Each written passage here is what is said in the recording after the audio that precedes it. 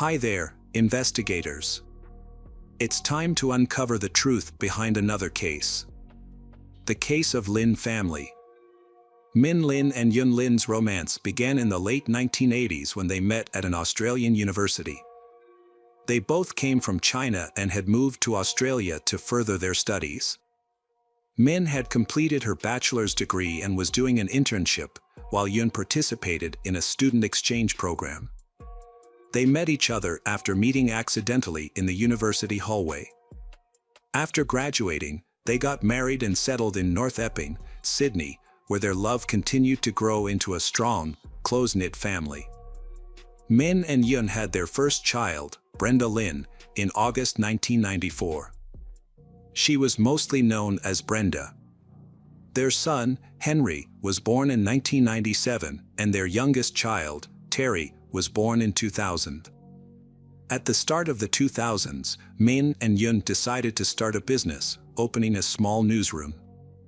Through their hard work, it became a successful news agency with a publishing arm on Rose Street.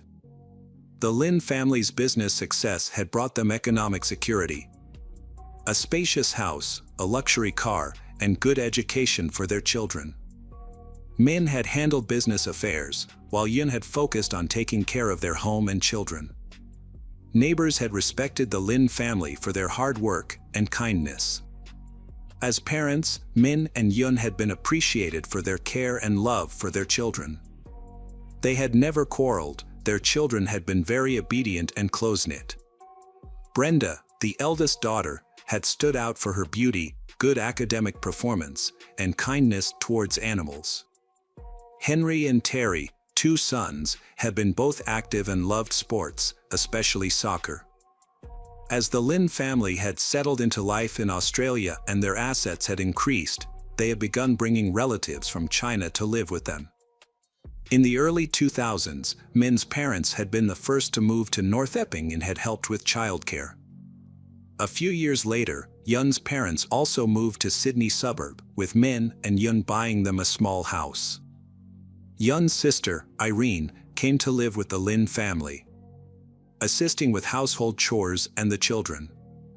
By this time, the Lin family business was generating substantial income, reportedly nearing $1 million annually. In late 2007, Min Lin's younger sister, Kathy, and her husband, Robert, moved to Australia in search of better opportunities. They had visited before and briefly lived in Melbourne but had returned to China. This time, they were determined to settle in Australia for good. Robert was a former successful ear, nose, and throat doctor in China, decided to try his hand at entrepreneurship. He and his wife invested all their savings in a restaurant in Sydney, but the business struggled and eventually closed. Robert's subsequent attempts to open a cafe or snack bar also failed due to his lack of business skills and financial management experience. Lin's family had a habit of meeting every Friday night. Their last family gathering took place on July 17, 2009, at Kathy and Min's parents' home. The next morning, July 18, the Lin family's store had not been open, making longtime customers feel surprised and confused. This sudden closure had raised their concerns. One of them tried to contact Min multiple times but was unsuccessful, so they called Min's sister Kathy to see if she knew what was going on. Kathy was surprised and worried because her brother never closed the shop without making arrangements first. Kathy tried to call Min and Yun, but they didn't answer. She also tried calling their home phone, but no one picked up. Kathy and her husband Robert were worried, so they decided to visit Min's house to make sure everything was okay. They arrived around 9 a.m. and saw the family car.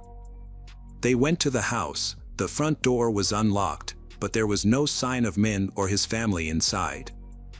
Kathy went upstairs. When she opened the bedroom door, she was shocked by what she saw. The room was covered in blood, including the floor, walls, ceiling, furniture, and curtains. Yun Lin's body was on the floor near the bed, and she had been severely mutilated. Kathy screamed and stumbled backward, was shocked by the gruesome scene. In the room next to where Irene slept, a terrible scene took place. Irene lay motionless on the bed, her face beaten and bruised. The bedrooms of Henry, 12, and Terry, 9, also revealed horrifying scenes. Both were brutally beaten to death. Their bodies were found in separate corners of the room. Min Lin's body was found in his bedroom, covered with a blanket soaked in blood. He was killed in the same way as his family. It seems he was the first victim, followed by his wife, her sister, and then the two boys. Kathy immediately contacted emergency services. After Kathy's urgent call, Robert left to fetch the Lin's parents, who lived about 10 kilometers from the crime scene. Police and paramedics arrived quickly, encountering what they described as one of the most horrific crime scenes they had witnessed. Tragically, the Lin family members were all killed. Each person died from multiple blows to the head with a heavy blunt object similar to a hammer. However, the crime weapon was not found at the scene. The initial examination of the crime scene did not reveal any important clues. The killer did not leave the murder weapon behind, and they did not take any valuables or money. This suggests that the main goal was to kill the Lin family, not to steal from them. At first, investigators thought there might be multiple attackers because it seemed unlikely that one person could overpower so many people. However, evidence showed that the children were awake during the attack and tried to escape. There were blood stains and splatters throughout the house. Oddly, all adult victims had head injuries and showed signs of strangulation. Investigators found identical bloody shoe prints in each room with a tread pattern. Although they could not identify the shoe brand, they determined the shoe size. No fingerprints were found, suggesting the killers wore gloves. Initially, the police had no leads or theories about the perpetrator's identity. Friends and neighbors of the Lin family all said that the family had no known enemies, making the motive for the brutal massacre unclear. The attack occurred between midnight and 3 a.m. on July 18th. Brenda Lin, the eldest child and now sole survivor of the Lin family, was attending school in New Caledonia at the time of the tragedy. She learned about the incident through social media and initially did not believe it was related to her family, but the truth devastated her. Brenda soon received a call from her Aunt Kathy, who tearfully confirmed the devastating news. Brenda was immediately flown back to Sydney, where Kathy and Robert met her at the airport. She then moved in with them, as her family's home was closed off as a crime scene. The following day, Brenda was taken to the police station, overcome with grief, to be questioned. However, she had no new information to share, stressing that her family had no enemies and hadn't noticed anything unusual before her trip. After her family's passing, Brenda inherited a significant fortune, including property and the family business. Since she was still a minor and in school, her guardians, Kathy and Robert, took on the responsibility of managing the estate. Brenda's grandparents offered their support, but Kathy and Robert insisted on being her caregivers. Robert even threatened to take legal action if the grandparents sought custody, claiming they were too old to care for a teenager. The matter was eventually resolved, with Brenda remaining in the care of her aunt and uncle. The Lin's shop and publishing business reopened under new management after a temporary closure. However, Brenda had not yet taken over the business operations. Robert began reviewing the family's financial records, including bank accounts, savings, and real estate. Beside that, experts thoroughly investigated the crime scene, documenting every detail, but no concrete leads were found. They believed the killer acted alone and entered the house quietly, possibly through and with a key. The killer wore size 9.5 shoes with a distinctive tread pattern and likely used a hammer as the lethal weapon, which was never found. The killer wore gloves, leaving no fingerprints or foreign DNA behind. One notable detail was the presence of blood stains on the doorknobs of each bedroom where the killings occurred, indicating the killer's bloodied gloves had touched them. However, there were no blood stains on Brenda's room doorknob, suggesting the killer knew she was not present. The Lynn family tragedy received extensive media coverage. However, with no concrete evidence or suspects, numerous implausible theories surfaced. Speculation about the family's supposed vast wealth leading to their murder. As the investigation had stalled, no suspects had emerged for the probe. The theory of a robbery had eventually been abandoned because the killer had left money and valuables intact, suggesting the sole motive had been to kill family members. Furthermore, the fact that the house had lost power on the night of the murder suggested that the murderer had been someone who was familiar with the location of the electrical panel. The attacker's ability to control the house in darkness showed that he had prior knowledge of the house's layout.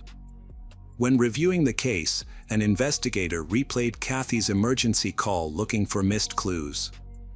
An important hint was detected in the recording.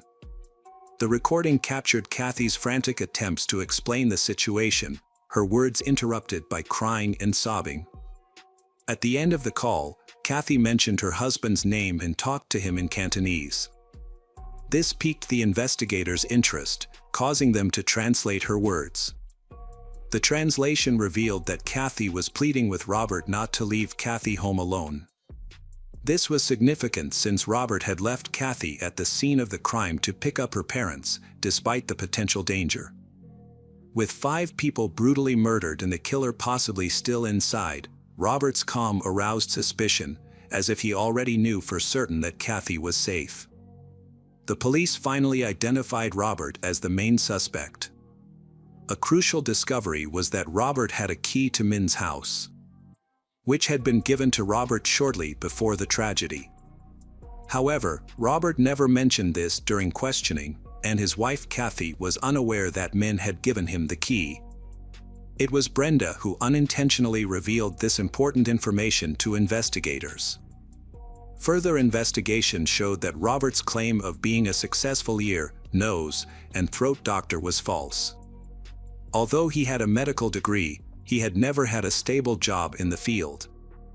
There were rumors that he had fled to Australia to avoid punishment for alleged bribery charges in China. In Australia, Robert failed to establish a successful career and wasted his remaining savings on unsuccessful business ventures. After moving to North Keeping, he became idle, relying on his wife's income. Once the guardianship papers for Brenda were finalized, Robert acted as if he had inherited the Lynn family's estate. His first move was to force Yun's parents out of their home, which Min had bought for them. Although the house remained in Min's name, Min and Kathy's parents were still allowed to stay in their own home that was also purchased for them. Based on this information, investigators suspected he had a long-standing plot to usurp Min family property, money, and profitable business. However, the police could not arrest Robert yet due to a lack of concrete evidence. Through a combination of interrogation, surveillance, and other methods, the investigation team was granted permission to install hidden cameras in the Robert household. They hoped to gather the evidence needed to prove Robert's guilt. The breakthrough came sooner than expected, starting with an unexpected revelation from Kathy during an interrogation. Kathy mentioned Robert's preference for a specific brand of shoes. A few years ago, Robert bought 2 pairs of limited edition sneakers that he really liked. He had worn out one pair and thrown it away, but kept the other pair at home. What's important to note is that Robert's shoe size, 9.5, matched the size of the shoes worn by the killers. The crucial evidence was caught on a hidden camera, which showed Robert deliberately destroying the box that held the remaining pair of shoes.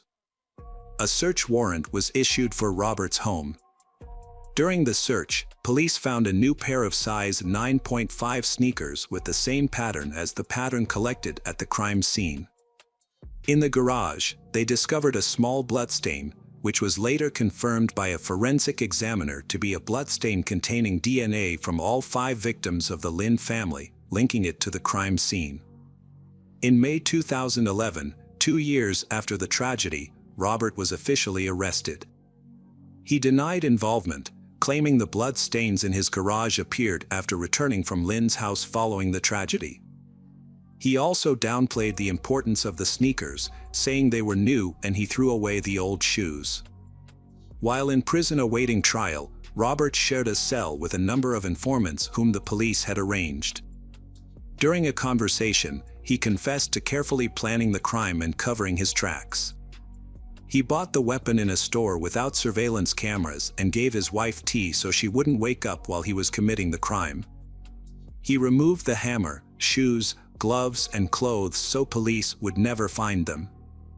At trial, Robert denied everything. The only evidence against him is what the informant said and some indirectly clues. The jury failed to find Robert guilty and he was released on bail in December 2015. But when the trial resumed in June 2016, another informant said Robert had confessed to being haunted by Brenda since she was 13 years old. Brenda was questioned again and tearfully said Robert forced her to have sex when she first moved in. She kept silent about the abuse for years because she was afraid of what Robert might do. With this new information and other evidence, Robert was officially convicted of all charges. He was given 5 life sentences without the possibility of parole, 1 for each murder. All of his appeals were rejected. Hello friends, welcome to our channel. Today we're going to take a look at another horrible case with you, the case of Kani Alm. Kani Alm was born on July 18, 1974, in Malaysia. She was the younger of 2 daughters and enjoyed a very close relationship with her parents. In 1995, Kani moved to the United States to pursue higher education and a career in information technology. While living in the United States, Kani met a man named Brandon. He was a U.S. citizen and an ethnic Chinese whose parents emigrated from Singapore over 20 years ago. Initially, Kani and Brandon were just friends, but their friendship eventually blossomed into a romantic relationship. Brandon became a significant figure in Kani's life, supporting and helping her in various ways. They got married in 2001. Kani's life was on track in 2003. She was working as an analyst in San Diego, planning a future with her husband, and hoping to start a family. Her life changed dramatically that year. The trouble began when Kani's father, Ong Bai Young, was diagnosed with cancer. Kani decided to fly to Malaysia to support her family during this difficult time. On June 1, 2003, Kani and her husband, Brandon, arrived in Malaysia. However, Brandon returned to the USA after a few days, leaving Kani to care for her father in Kuala Lumpur. Despite the distance, Kani and Brandon stayed close through daily phone calls. They would talk for hours, sharing stories about their daily lives, including their 2 pets. Kani's father underwent surgery to remove a kidney, but fortunately, his health began to recover. As he improved, Kani planned her return to the USA, scheduling a flight for June 14, 2003. Kani organized a farewell dinner at a local restaurant the evening before her departure, and she invited her mother, sister, and closest friends to join her. That evening, June 13, 2003, Kani and her mother arrived at the designated meeting spot later than the others. They had trouble finding a parking spot in front of the mall, so Kani parked in the underground lot. However, her mother was concerned about the poor lighting in the lot, rather than the parking fee. Once they arrived at the second-floor restaurant, Kani was excited to reunite with her childhood friends, whom she hadn't seen in a long time. They spent a few hours catching up, but Kani soon noticed that her mother, Pearlie, was starting to look tired. When Kani asked if her mother wanted to head home, Pearlie said she had a lot to do that day, but was okay with leaving early and promised her friends she would be back soon. Kani, her mother, and her sister Elsie got up from the table to pay for their parking. They went to the payment terminal, which was located on the first floor, a floor above the underground parking lot. As they waited in line for the terminal, Canny realized she had left the parking ticket in their car. She asked her sister and mother to stay in line while she went back down to retrieve the ticket. Elsie and Pearlie waited for 10 more minutes, but Canny still hadn't returned. Then, her sister started calling her. The first call went unanswered, and the second one was sent to voicemail. This was unusual, and Elsie and Pearlie immediately sensed that something was wrong. They quickly went to the parking lot, where they were shocked to find that Canny's car was no longer there.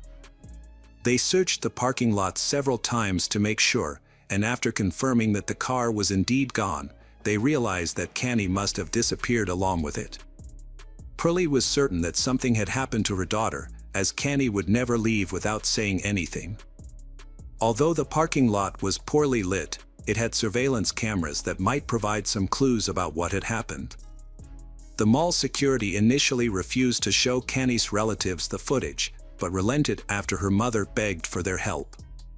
At midnight, Pearlie and Elsie sat in front of a monitor and watched the shocking footage, which confirmed their worst fears. The footage revealed Canny's car speeding out of the underground parking lot, crashing through the barrier. Although the footage quality was poor, it was evident that a man was driving, with Canny in the passenger seat.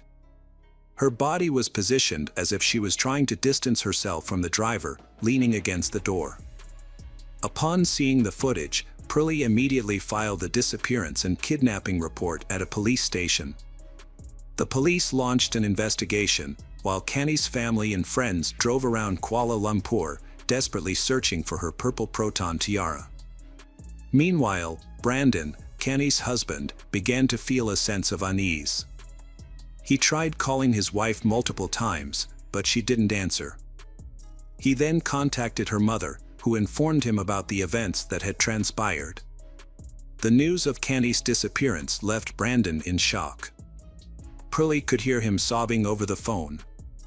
As dawn broke, Canny's friends and family reluctantly returned home, their search efforts having yielded no results. The police disseminated information about the disappearance and conducted their own search, but unfortunately, it didn't lead to any breakthroughs. Even the footage from the mall's parking lot where Canny was kidnapped failed to provide any leads on identifying the driver of the car. More than 72 hours have passed since Canny's loved ones last saw her. Authorities believe that if she was kidnapped, it wasn't for ransom. If money was the motive, the kidnapper would have demanded it by now. A disturbing find was made by police when they discovered Canny's car left empty on a city street.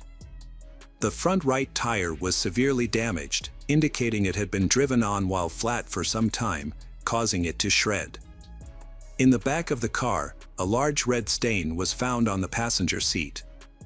Forensic experts collected evidence, including scrapings from the back seat, fingerprints from the steering wheel, and other parts of the car. There were many clues found in the vehicle. Canny's family and friends held on to hope and prayed for her safe return. However, their hopes were crushed the next day after her car was found. On June 17th, a road worker detected a strong, foul smell coming from a manhole near the highway. Upon lifting the lid, he discovered a body that someone had attempted to burn using 2 car tires and sticks. A team of leading forensic experts from the Royal Malaysian Police immediately arrived at the scene. They found 2 car tires filled with concrete, which had been used as stands for road signs, lying on top of the body. It appeared that whoever had hidden the body, trying to make it harder to identify. Although the discovery of the body seemed to confirm the family's worst fears, Canny's mother, Pearlie, refused to believe that her daughter was dead without official confirmation. "Until they confirm it, we will continue to hope that she will turn up alive," she said. The family went to the morgue, but the doctor said that they couldn't confirm the identity of the body yet. Canny's family members provided DNA samples for comparative analysis. Unfortunately, the results confirmed their worst nightmare: the body was indeed that of their daughter, Canny. Some sources claim that before the DNA test results, Canny's family identified the jewelry on the body. However, as a loving mother, Purlie held on to the hope that her daughter was still alive until the very end. The emotional torture she endured is unimaginable.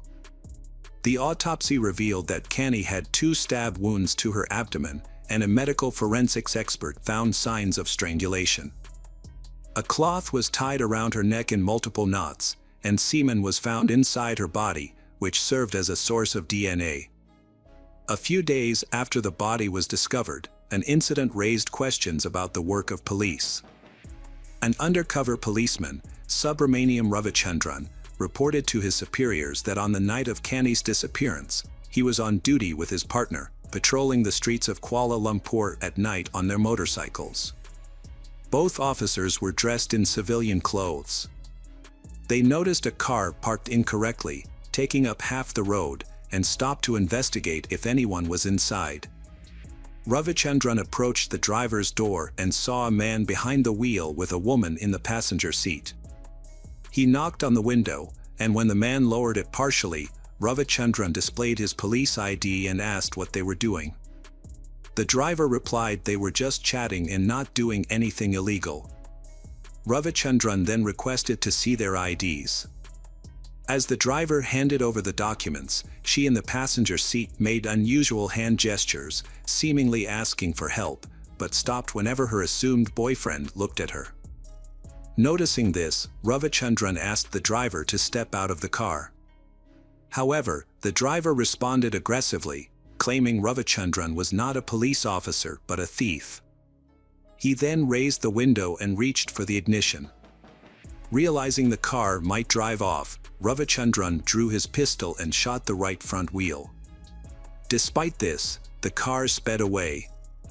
Ravichandran and his partner pursued on a motorcycle but were unable to catch up, which is puzzling given the car had a flat tire. At the time, the Malaysian Police Department was in a state of disarray, which might explain why the officer didn't call for backup or report the incident. The car with a flat tire was a purple Proton Tiara, driven by 27-year-old Ahmad Najib bin Aris, accompanied by a woman named Canny Alm. Although the police chase did not result in an immediate arrest, the officers managed to obtain documents from the driver. Tragically, Canny Alm was later found dead. It is possible that if the officer had acted differently during the encounter, the outcome might have been different. Unfortunately, Ravichandran only informed his superiors about the incident after Canny's body was discovered. The only positive outcome of that night was that the police had obtained documents that could help identify the suspect. Besides Canny's family, many Malaysians attended her farewell ceremony. Her death was a devastating loss for her husband, Brandon. Meanwhile, the police launched a search for Ahmad Najib. They discovered that he didn't live at the address listed in his documents, but his name was genuine, providing multiple leads to track him down. The police searched for Ahmad Najib's name in the Registry of Documented Marriages and the National Agency of Social Support. They found a match, revealing that Ahmad Najib bin Aris was born and raised in Muar, Malaysia. He was the second of 4 siblings and had dropped out of school to work and support his family. In 1998, he moved from Muar to Kuala Lumpur, where he got married and had 2 children. Since 2000, he had worked as a cabin cleaner for Malaysia Airlines. Knowing the name of Ahmad Najib's wife and her workplace, the police began surveillance. She worked at a metropolitan bank, and after her shift ended, undercover police officers followed her to determine her home address. Now that they knew where Ahmad Najib lived, the police had to ensure he was inside the house without alerting him. For 3 days, they monitored the house, but Ahmad Najib didn't appear. At one point, investigators doubted whether Ahmad Najib still lived with his family, but this was a hasty conclusion. On the 4th day of surveillance, at around 4 a.m., a cab pulled up to the house, and Ahmad Najib stepped out. Within a minute, he was handcuffed and taken to the police station for questioning. News of the arrest and the suspect's identity quickly reached the press. Many people who knew Ahmad Najib were shocked to learn that he was suspected of kidnapping and killing Canny Alm. Those who knew him described Ahmad Najib as a devoted husband, a caring father of two, and an overall good person. However, investigators soon discovered that he may have been hiding a darker side. During the initial interrogation, Ahmad Najib remained calm and requested to speak only with the head of the Criminal Investigation Division. It wasn't until he was presented with evidence linking him to Kani Om that Ahmad Najib began to deny any wrongdoing. His confidence seemed to wane as the evidence mounted. Investigators showed him two IDs that he had given to an officer on the night of Kani Ong's kidnapping. They also revealed that they had found bloodstains on his jacket and jeans, which DNA analysis would likely confirm to be Kani Ong's blood. After realizing the officers had solid evidence and were not bluffing, Ahmad Najib confessed to kidnapping and killing Kani Ong. Within 10 days of the kidnapping, on June 23, 2003, he was taken to court, where he repeated his confession. The police then conducted an investigative experiment where Ahmad Najib showed them all the locations he had been with Kani Ong.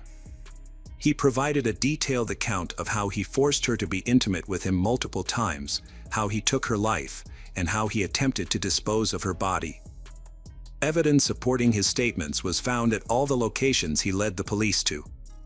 The investigation began at the underground parking lot, where cameras captured footage of Ahmad Najib. According to his statement, he was waiting for his former boss, who had fired him and whom he sought revenge against. However, the claim about the former boss was never verified. Hiding in the darkness, he observed Kani Ong searching for something in her car and seized the opportunity to take advantage of the situation. He forcefully pushed her into the car, issuing threats that if she attempted to escape or seek help, she would face dire consequences.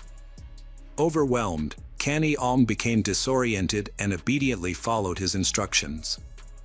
Next, he took the driver's seat and sped out of the parking lot. After crashing through a barrier, he stopped in an industrial area, where he began to harass Kani Ong. Just as this was happening, a plainclothes police officer approached the car. Ahmad Najib falsely told the officer that he didn't know he had taken the wrong person until the officer asked him and his victim for their identification. Even assuming Ahmad Najib had intended to kidnap his former boss, his guilt remains unchanged. Undoubtedly, his former boss would have suffered the same fate as Kani Ong. According to Ahmad Najib's account, he managed to evade the pursuing officer. Despite the officer possessing his documents, Ahmad Najib failed to consider releasing Kani Ong. Instead, he stopped the car on the street to replace a tire damaged by a bullet. Nearby, a car containing a woman was parked at the spot where he had pulled over. He approached she and asked for a car jack, intending to change his tire. However, he noticed Kani Ong signaling to she, who then handed him the jack. He abandoned the idea of changing the tire and drove off immediately. Later, he stopped at a secluded area and used a knife to threaten Kani Ong, forcing her to engage in intimate acts with him. Afterwards, he drove to another district where he coerced Kani Ong into satisfying him again, with both of them in the back seat. Kani Ong pleaded for mercy, but he took her life instead. He then disposed of her body in a manhole near a highway, moved the car to another location, and left it there. 16 hours later, he returned to the scene with a gasoline canister in an attempt to conceal evidence of the crime. DNA analysis confirmed that the semen found in Kani Ong's body belonged to Ahmad Najib bin Aris. His DNA was also discovered in the car, along with his fingerprints, providing further irrefutable proof of his guilt. Additionally, the analysis revealed that the blood on his jacket and jeans belonged to Kani Ong. The trial began on September 15, 2003, 3 months after Kani Ong's death. This high-profile case drew widespread attention from the Malaysian media and public. The trial attracted not only ordinary Malaysians and journalists but also individuals seeking to boost their reputation, including numerous attorneys representing Ahmad Najib. Despite admitting guilt during the investigation, overwhelming evidence, including DNA proof, Ahmad Najib changed his stance after consulting 6 attorneys. At his first trial, he claimed his confession was made under police pressure. However, the judge before whom Ahmad Najib confessed immediately after his arrest testified that there were no signs of physical abuse, and Ahmad Najib appeared calm and relaxed. The attorneys then shifted their strategy, arguing that Kani Alm was in the car with Ahmad Najib voluntarily. They suggested that Kani Alm, a black belt in Taekwondo, should have attempted to escape if she were being held against her will. However, this attempt to blame Kani Alm was rejected, as people respond differently to critical situations. However, another claim surfaced, stating that Kani Alm had consensual intimacy with Ahmad Najib and that Kani Alm's death was caused by strangulation used to heighten the experience. Forensic experts disagreed with and rejected this account of what happened. The cloth around Kani's neck was tied in multiple knots, suggesting that Kani Alm had no intention of loosening it. Indeed, the cloth was so tight that the skin beneath was the only area on the body not affected by the fire. Furthermore, the cloth was a type used for cleaning plane windows, and given the defendant's job as a cabin cleaner, this linked him more closely to the crime. Additionally, the lawyers struggled to explain the stab wounds on Kani's body. At this point, Ahmad Najib's attorneys advised him to remain silent and not testify. Many questioned why Kani didn't escape the car when she had at least 2 chances to do so. On February 23, 2005, Ahmad Najib bin Aris was convicted of all charges connected to the crime committed against Kani Alm. The evidence pointed to him as the sole perpetrator. Ahmad Najib received the maximum sentence under Malaysian law, 20 years imprisonment and 10 strokes of the cane for violating Kani Alm's sexual integrity, plus the death penalty for causing her death. In Malaysia, the death penalty is carried out by hanging, a method that differs significantly from the lethal injection used in some other countries, such as the USA. Ahmad Najib's lawyers attempted to appeal the sentence twice but were unsuccessful both times. In 2010, Ahmad Najib petitioned the head of state to commute his death sentence to life imprisonment, maintaining his innocence. However, his plea for clemency was rejected. More than 13 years after Kani Alm's death, on September 23, 2016, Ahmad Najib's sentence was carried out. He was 40 years old at the time of his execution. Hello friends, welcome to our channel. Today we're going to take a look at another horrible case with you. The case of Lori Vallow. Lori Vallow was born on June 26, 1973, in Loma Linda, California. She grew up in a large family with 2 older brothers and 3 sisters. Her parents, Denise and Barry Cox, worked hard to provide for their children. Lori was especially close to her brother Alex, who always looked out for her and protected her, even during her school years. As she grew older, Lori became a beautiful and charismatic young woman with many admirers. She was a blonde with a slender figure and a captivating smile. She enjoyed being the center of attention and was a spirited and adventurous person. In the spring of 1992, at the age of 18, Lori married her high school sweetheart, Nelson Yanes. However, the young couple soon realized they had rushed into marriage and were not ready for family life. As a result, their marriage ended in less than a year. They did not have any children together. In the fall of 1995, Lori remarried, this time to a man named William Lea. A year later, they had a son named Colby.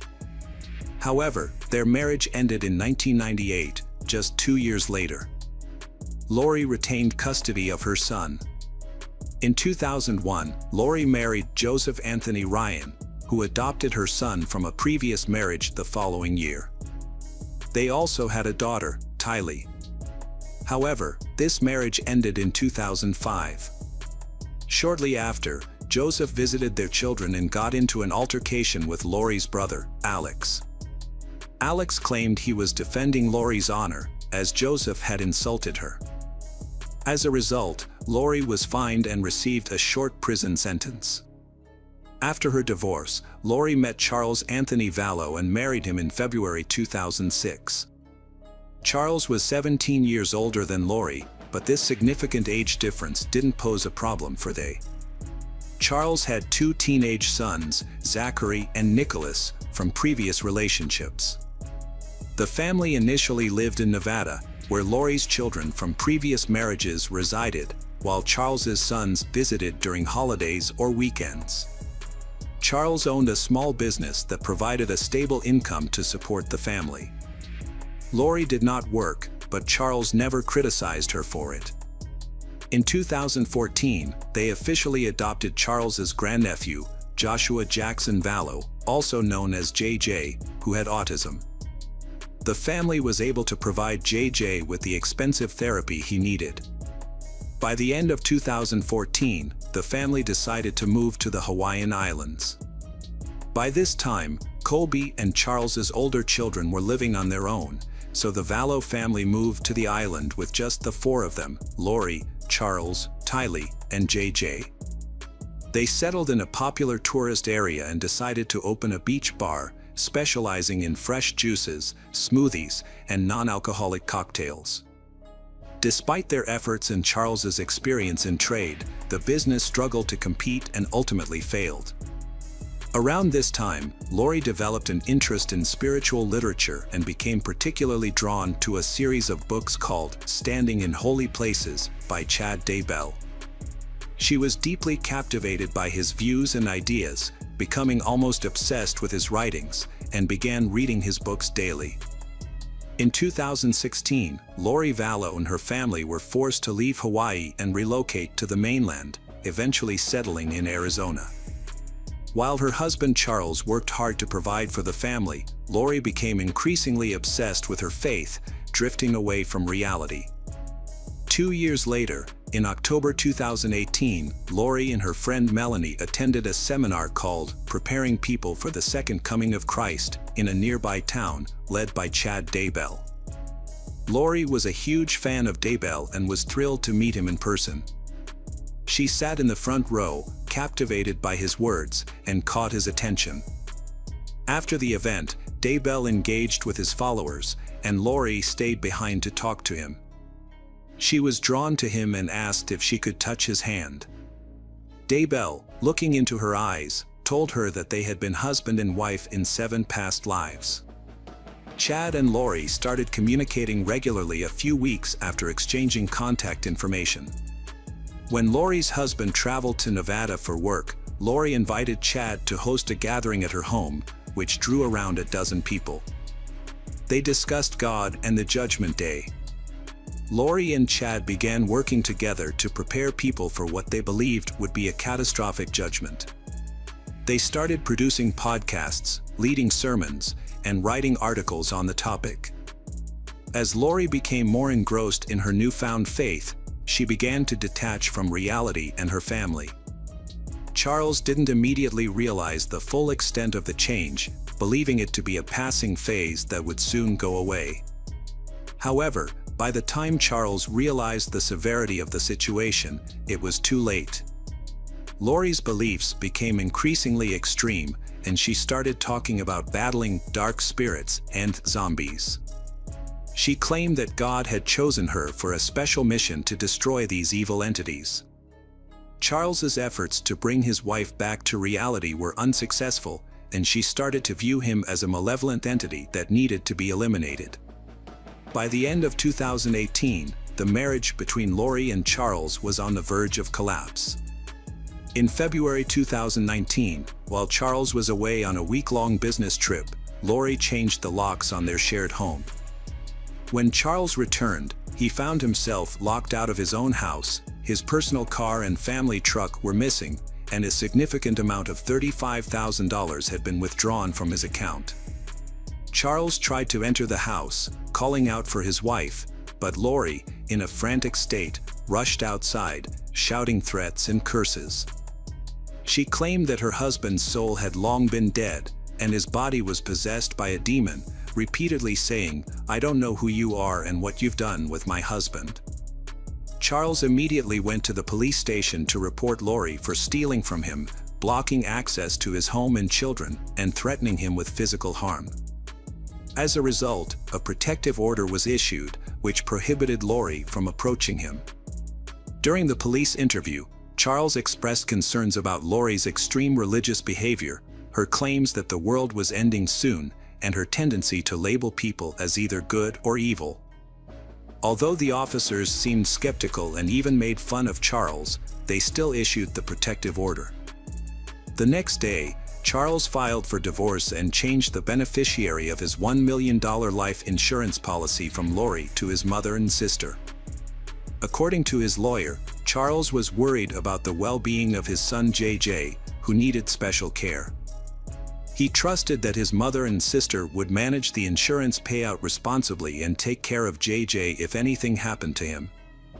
Months later, in an attempt to reconcile with his wife Lori and salvage their marriage, Charles made a critical error. He dropped the restraining order that had been protecting him. As a result, Charles began visiting Lori at her home, driven by a desire to reconnect with his children and revive his relationship. Tragically, on July 11, 2019, Charles's bid at reconciliation ended in disaster. When he arrived at the house, he was shot twice in the chest and killed. Lori's brother, Alex, admitted to the shooting and called 911. He claimed he acted in self-defense, alleging that Charles had attacked him first with a baseball bat. According to Alex, he responded by firing his pistol twice without taking aim. Witnesses to the shooting included the homeowner and the children. Although their testimonies were slightly inconsistent, the court ultimately ruled Charles's death an unintentional killing in self-defense. It's worth noting that Alex sustained only minor injuries. On the same day Charles's body was taken to the morgue, Lori hosted a party at their house, complete with music, numerous guests, and a poolside disco in the exact spot where her husband had been shot, with visible bloodstains still present. Strangely, she made no arrangements for his funeral and didn't inform anyone about his death. It wasn't until a week later, when Charles's unclaimed body remained in the morgue, that his sons, mother, sister, and other relatives learned of his passing. Lori's life took a dramatic turn after her husband's death. She sold their home in Arizona and moved to Rexburg, Idaho, with her children. They settled in the same housing complex as her brother Alex Cox and his wife, Tammy. Lori enrolled her son in a special needs school, but her 16-year-old daughter, Tylee, did not attend any school.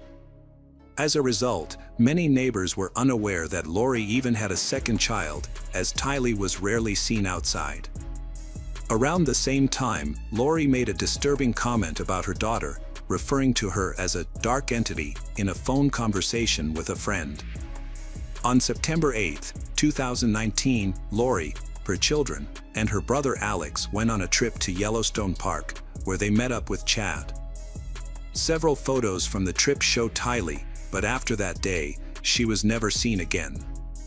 2 weeks later, on September 24, 2019, Lori withdrew her son's documents from the special needs school, claiming she would homeschool him. Chad's 49-year-old wife, Tammy, died suddenly on October 19, less than a month after her husband's affair with Lori began. According to Chad, Tammy had been suffering from a cold and cough, and it was presumed that she died from respiratory failure in her sleep. There were no signs of violence on her body, and her death was ruled natural.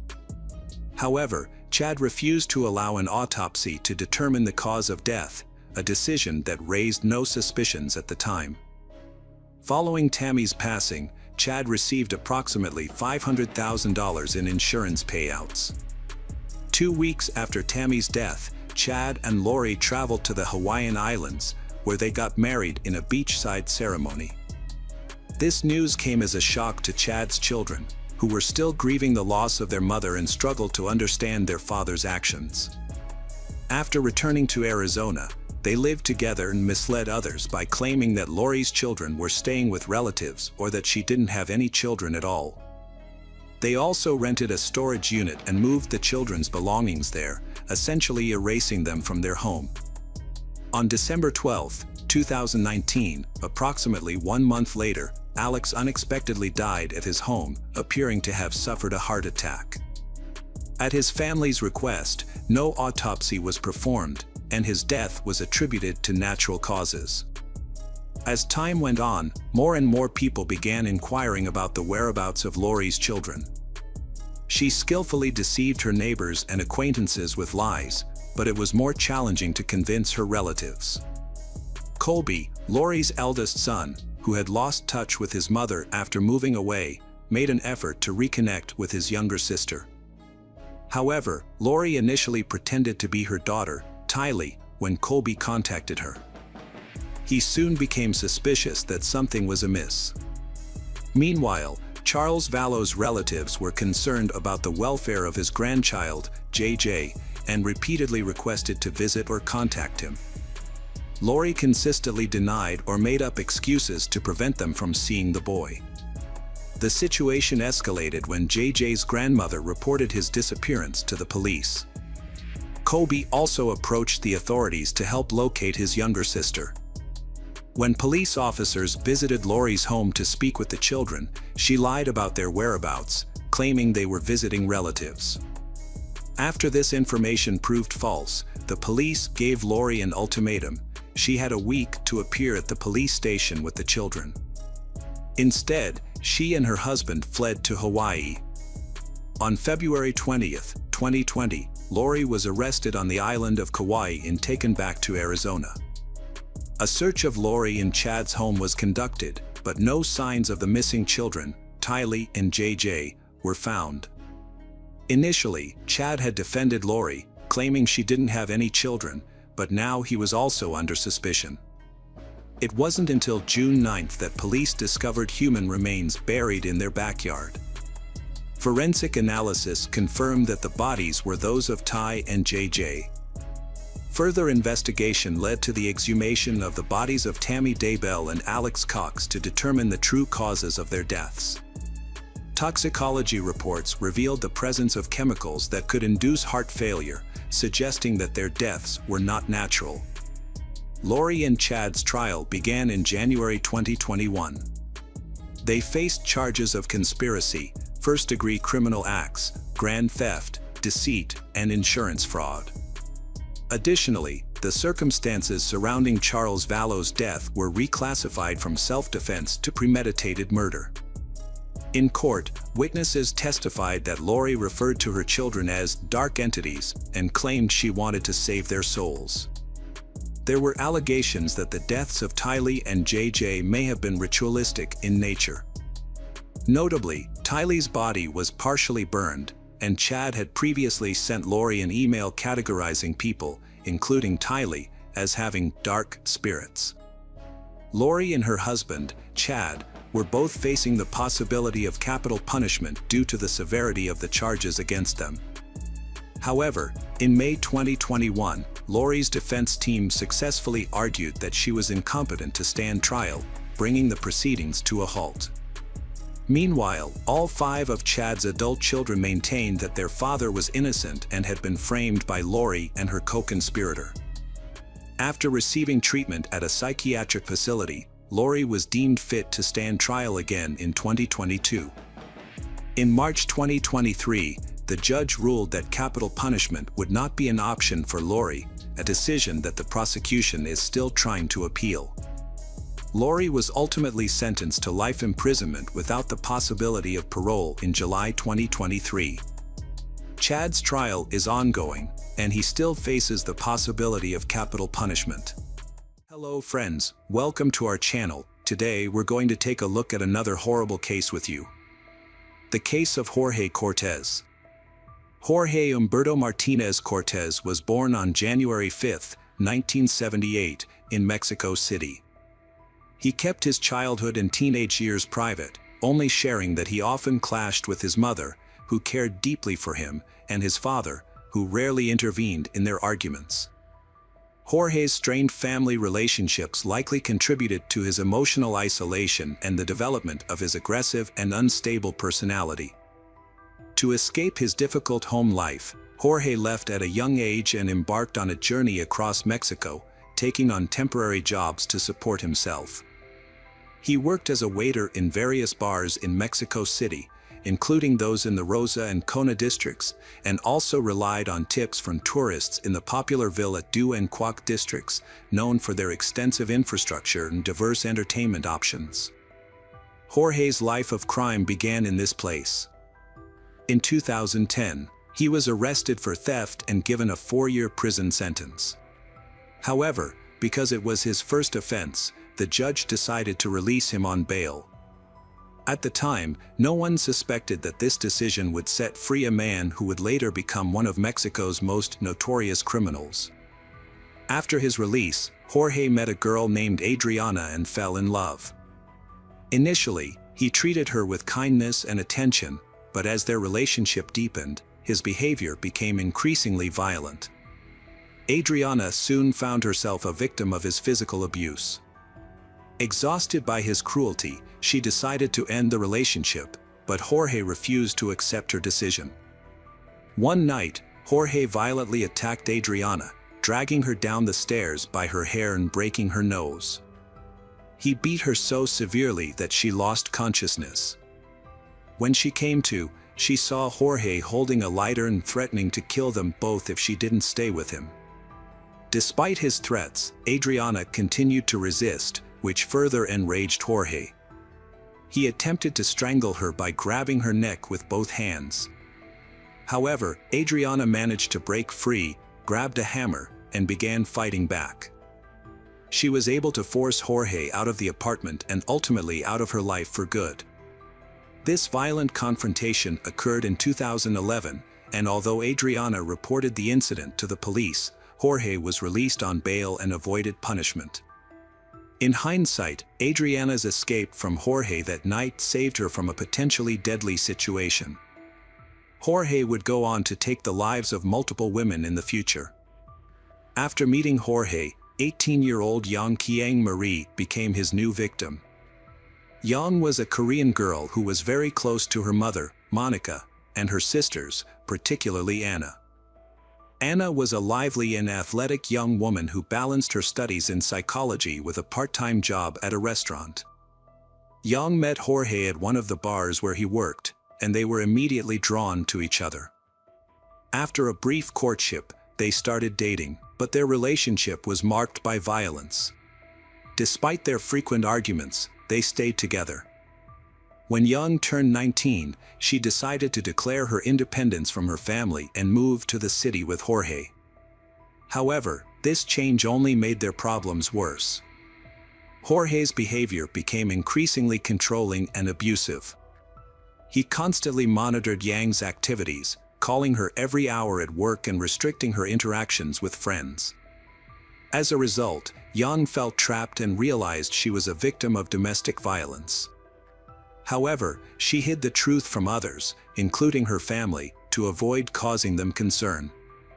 Only a few close people, including her sister Anna and some friends, knew about the situation. Despite her family's warnings and advice to leave Jorge, Yang struggled to break free.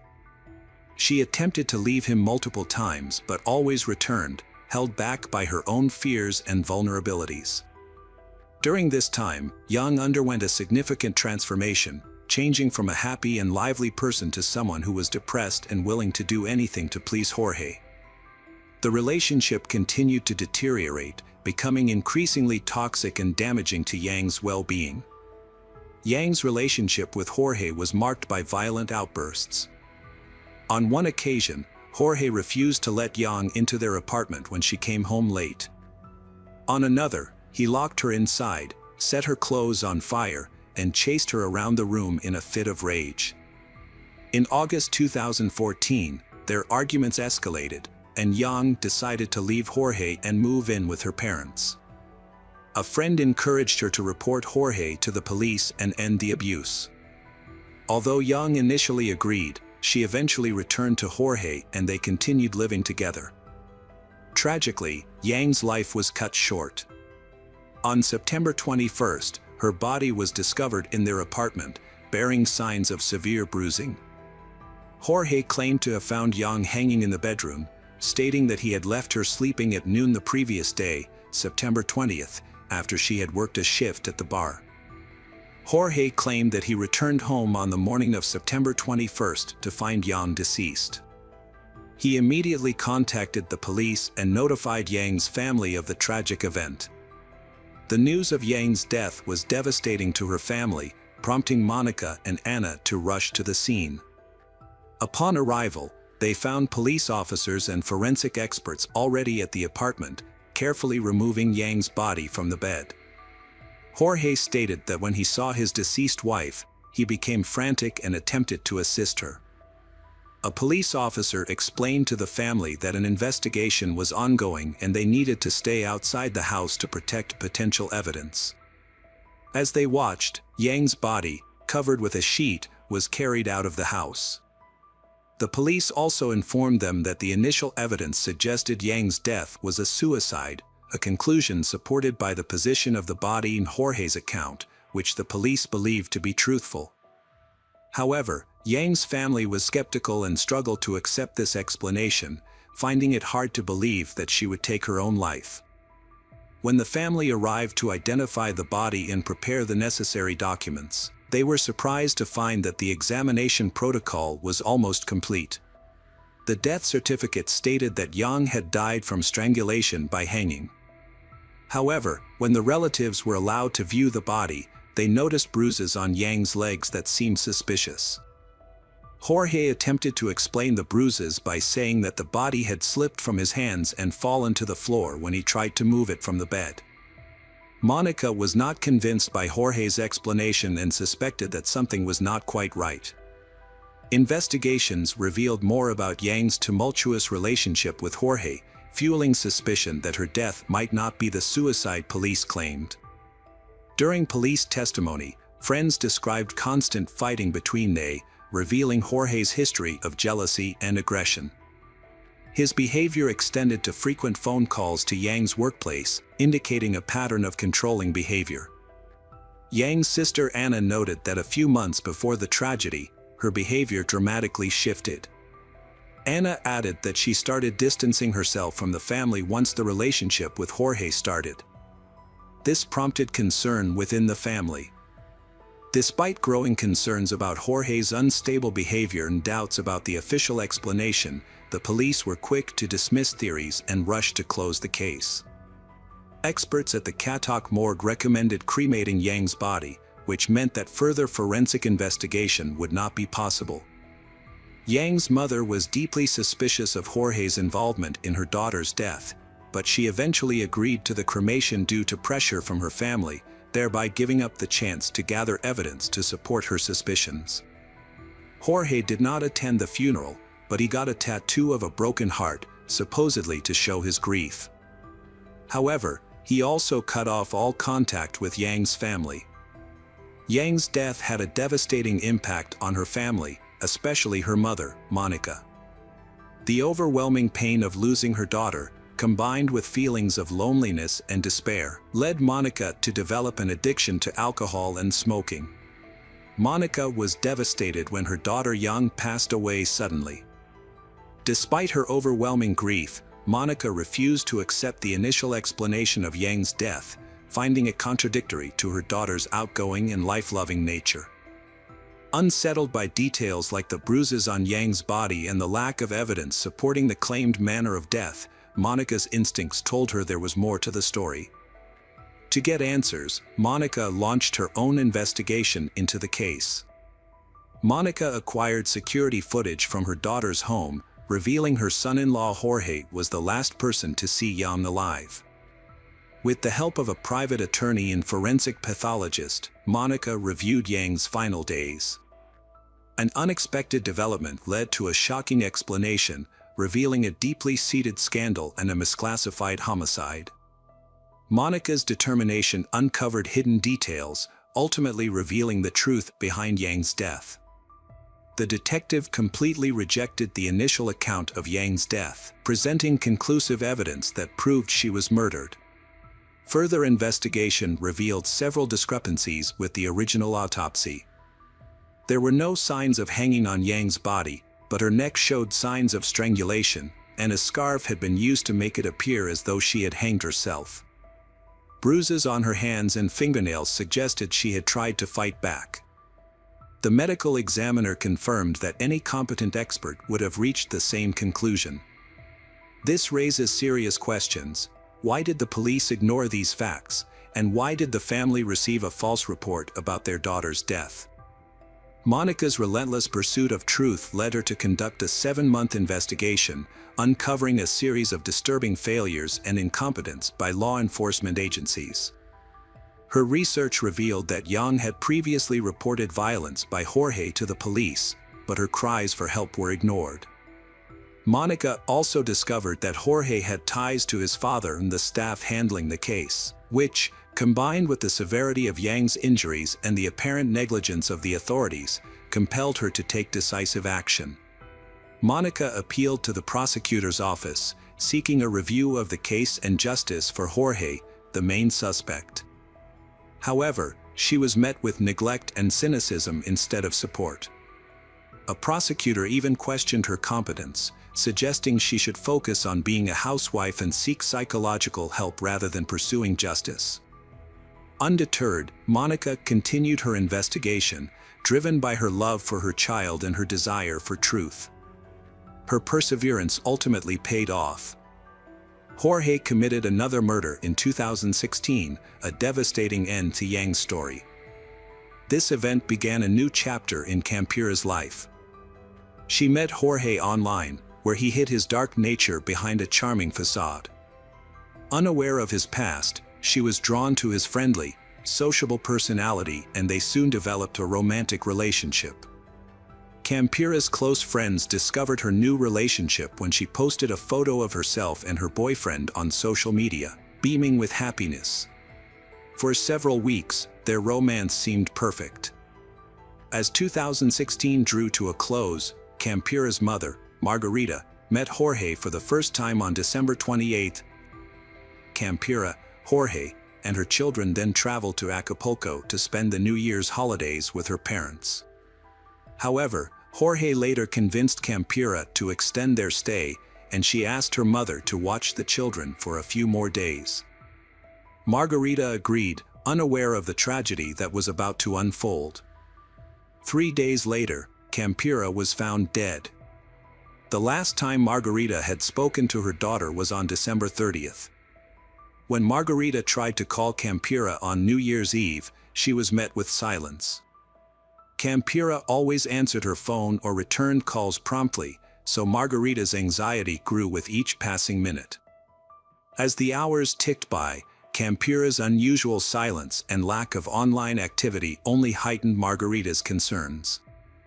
Eventually, Margarita decided to contact Jorge to find out what had happened to her daughter.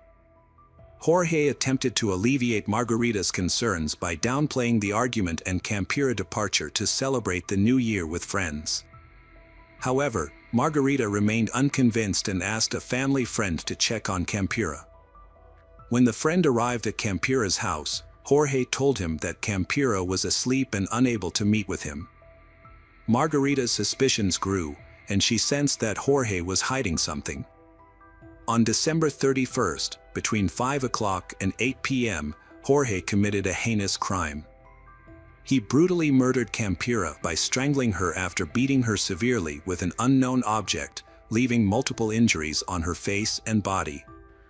In an attempt to make it appear as though Campira had taken her own life, Jorge cut a lock of her hair, placed her body on the bed, covered it with a blanket, and left the gas stove on. He even placed a portrait of Campira's late ex-husband in her hand to create the illusion that memories of him had driven her to suicide. Around 8:30 p.m., Jorge packed his belongings and left the house. On the night of January 1, 2017, Margarita tried to contact her daughter Campira to wish her a happy new year, but was unable to reach her. She then called her son Gabriel, who was in the same city as Campira, and asked him to check on her. When Gabriel arrived at his sister's house, he was immediately hit with a strong smell of gas. After turning off the gas burners, he began searching for Campira and was shocked to find her body on the couch, bearing signs of a brutal beating on her face. As Gabriel threw off the blanket covering his sister's body, he was horrified by what he saw. Campira was wearing only her underwear, and her body was covered in numerous bruises. Several details caught his attention. There were drops of blood around her, although her body in underwear appeared clean, as if she had recently bathed. Additionally, Campira's head was almost completely shaved, which struck Gabriel as strange, as his sister was known to take great care of her hair. Gabriel reported the incident to the police and then called his mother to break the news to Margarita. Paramedics and police arrived, confirmed Campira's death, and restricted access to the scene. The family was stunned by grief, struggling to come to terms with what happened. Their eyes reflected sadness and a glimmer of hope for justice. The investigation was complicated by inconsistencies between the crime scene and the initial assumption of suicide. The police meticulously examined every detail to unravel the truth. The police initially suspected suicide, but Campira's family disputed this, finding it impossible to believe that a young, cheerful woman would take such a drastic step. Campira's family was convinced that her death was not a suicide, but a violent crime. A strand of hair found on her body that did not match anyone in the house reinforced their suspicions. They demanded a more thorough investigation, which was granted. A second forensic examination confirmed their fears, revealing that Campira was strangled and that the suicide scene was staged. The evidence included marks on her trachea and neck, bruises indicating a beating, and the absence of a strand of hair. The police launched an investigation, and Campira's aunt, Sandra, worked with the deputy prosecutor to have the case transferred to the prosecutor's office. However, progress was slow. Later, Sandra was called back to the prosecutor's office and informed that she and her brother, Gabriel, could be plaintiffs in the case. Campira's children were left with their grandmother after the tragedy. To shield them from painful memories, they were transferred to a new school. However, time alone didn't heal their wounds. 2 months later, the family was allowed to visit the apartment where Campira's body was found, collecting her belongings and possibly uncovering clues. Her laptop was found, but its data had been deleted. Fortunately, her iPad was password protected, and the last photos she took before her death were recovered. One disturbing photo showed Campira lying next to Jorge on the same sofa where her body was later found. Further investigation of the photos revealed more evidence. In one image, Jorge was seen holding a skull-shaped container that was later discovered in the apartment's freezer. He was also shown strangling Campira with one hand. Drawers in the desk yielded sketches of tattoos Jorge planned to get, further hinting at his possible involvement in the crime. The public was outraged when Jorge was released on bail in 2009, sparking widespread anger. Many realized that if he had been detained earlier, the young women might still be alive. The Campira and Young families continued to demand justice for their loved ones on social media, gathering over 13,000 supporters on a memorial page. 10 months after his escape, Jorge was finally caught on October 24, 2017. His arrest was unexpected, occurring during a routine patrol by the National Civilian Police in Livingston, Guatemala. The officers were patrolling the streets when they noticed a suspicious man who appeared to be homeless. A routine check of his documents and fingerprints revealed a shocking truth: the man was on the international wanted list with a high danger level. Jorge was immediately arrested and taken to the immigration center in Guatemala City, where he was detained pending further action. The Guatemalan authorities quickly contacted their Mexican counterparts to initiate the extradition process. According to the head of the Guatemalan police, Pablo Castillo, Jorge had been hiding under a bridge in western Guatemala, living on the streets and relying on the kindness of tourists for survival. The next day, October 25th, Jorge was transported to the Mexican border city of Chicas, where he was handed over to the Mexican authorities.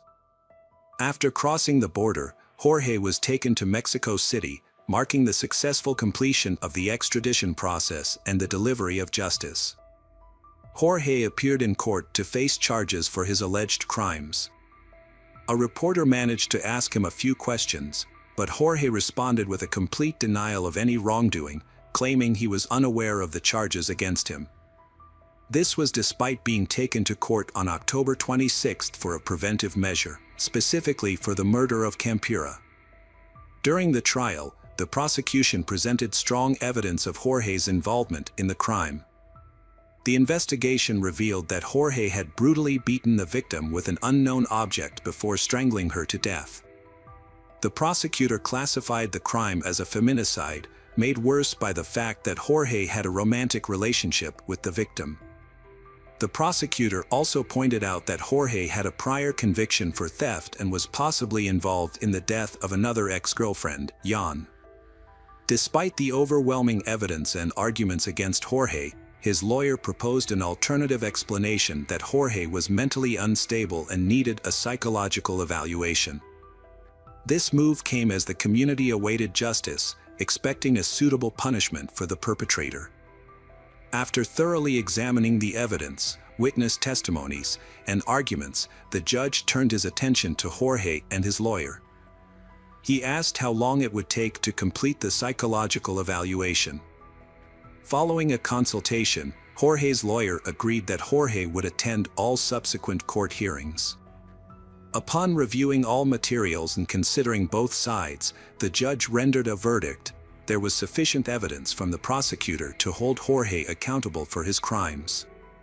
The court ordered the investigation to continue and gave a 4-month deadline to gather new evidence. Meanwhile, Jorge was taken into custody and held at a pre-trial detention center. Despite Jorge's arrest and guilty verdict, the Campura and Jan families faced a lengthy and challenging process ahead.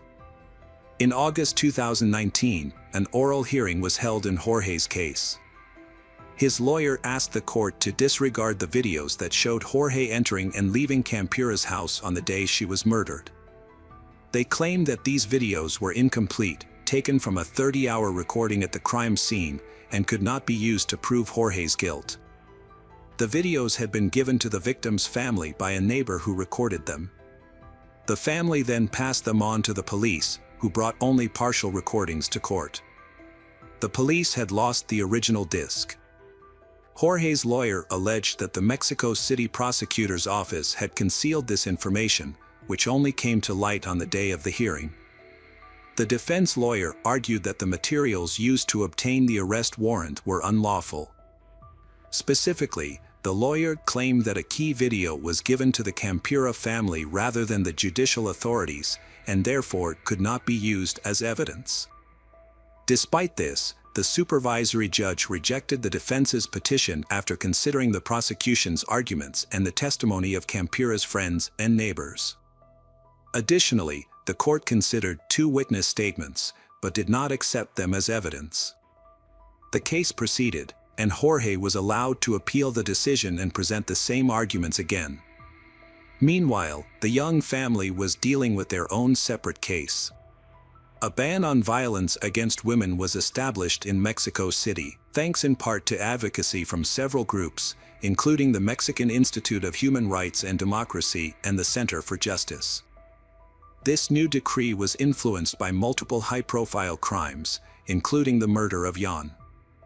As a result, her case was forwarded to a Mexico City court for trial.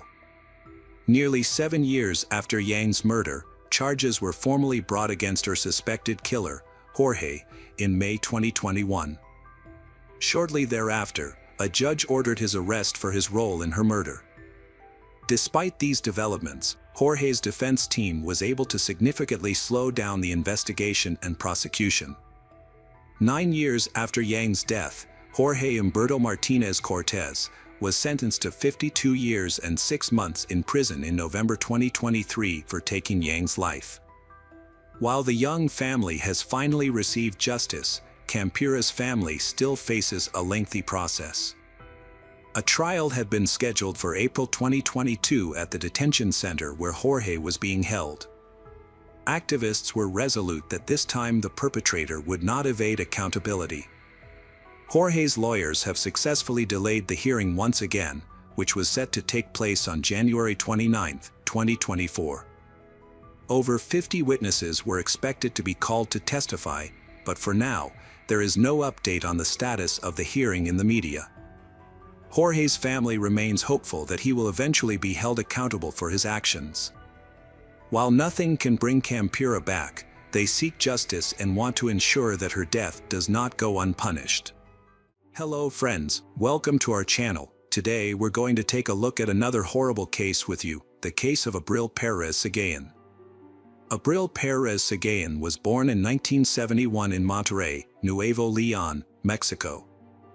Her mother, Maria del Socorro, worked diligently 7 days a week to ensure her 3 children, Abril, Javier, and Ana, had the opportunity for the best possible education and a bright future. Even at a young age, Abril displayed an exceptional aptitude for science and made it her goal to pursue higher education and financial independence. As Abril matured, she embodied a unique combination of intelligence, compassion, and physical beauty. Her sociable nature and innate leadership qualities made her an inspiration to her friends and a standout professional in her field. She earned a bachelor's degree from the University of Nuevo León and a master's degree in business from the Monterrey Institute of Technology. As Abril's career progressed, she discovered her passion for digital sales and rapidly climbed the ranks. She attained a prominent position as an executive director at Bilbao Bank in the United States. During the early 1990s, a time when Abril's professional accomplishments were flourishing, she met Juan Carlos Garcia Sanchez. Juan Carlos was an ambitious entrepreneur, born on November 11, 1968. Juan Carlos and Abril discovered they had a lot in common. Both had attended the Monterrey Institute of Science and Technology, where Abril studied and Juan Carlos earned his degree with high academic achievement.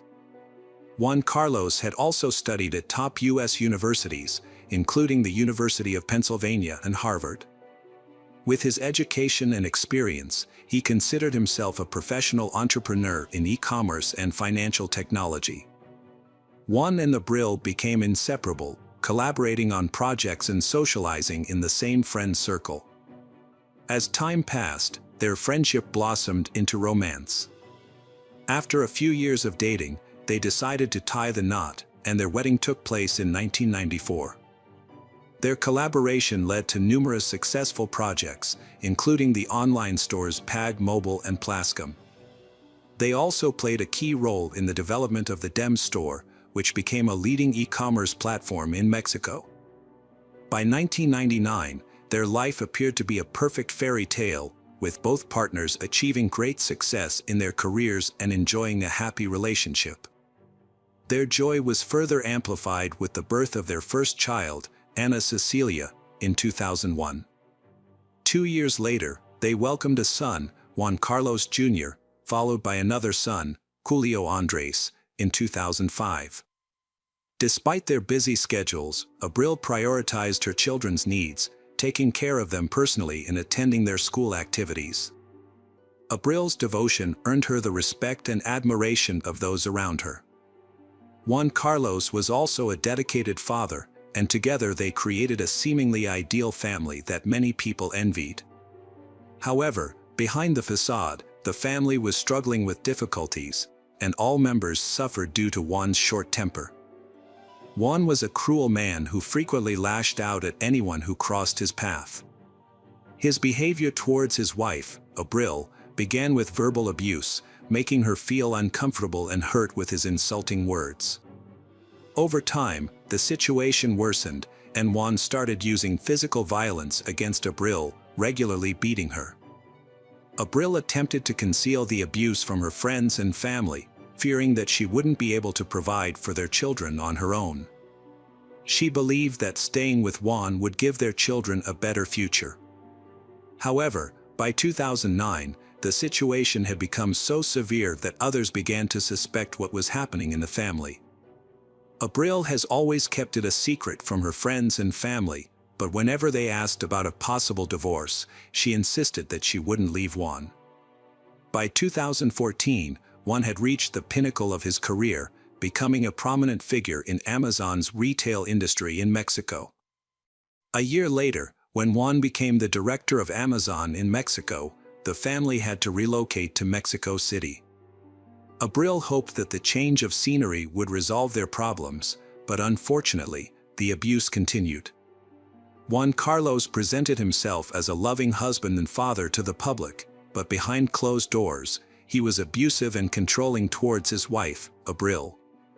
He would often post on social media about how much he loved her, but in reality, he was constantly accusing her of cheating and even hired a private investigator to gather evidence.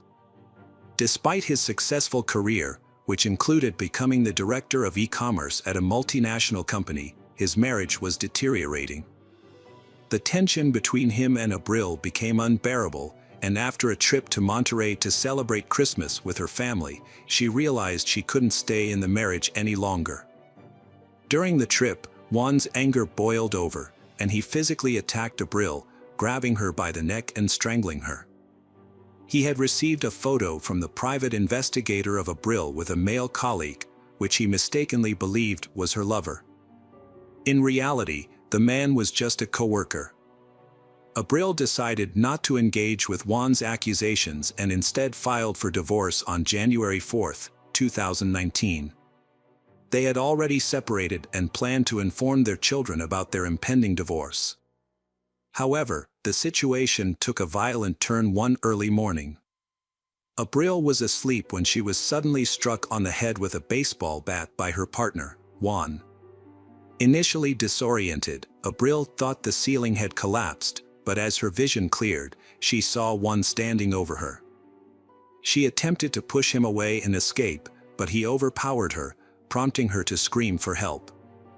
Their 16-year-old son rushed to his mother's aid, quickly assessing the situation and intervening to prevent Juan from causing further harm. He managed to get Abril away from Juan and escorted her out of the house to seek emergency medical attention for her injuries. After the incident, Juan took to social media to share his side of the story. He made several posts claiming that Abril had been unfaithful, stolen his money, and wasted 26 years of his life. He also alleged that Abril had physically attacked him, stabbing him in the chest with a knife. To support his claims, he attached photos of the knife and what appeared to be bloodstains. One of Juan's friends responded by recording a video asking people to share the information.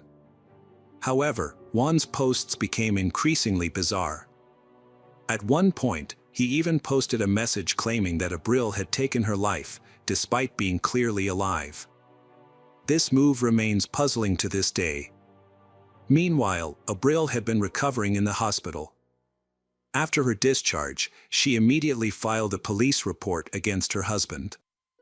The authorities sided with her, granting her custody of their 2 children and ordering Juan to pay 6,000 Mexican pesos, approximately $1,350, in monthly alimony.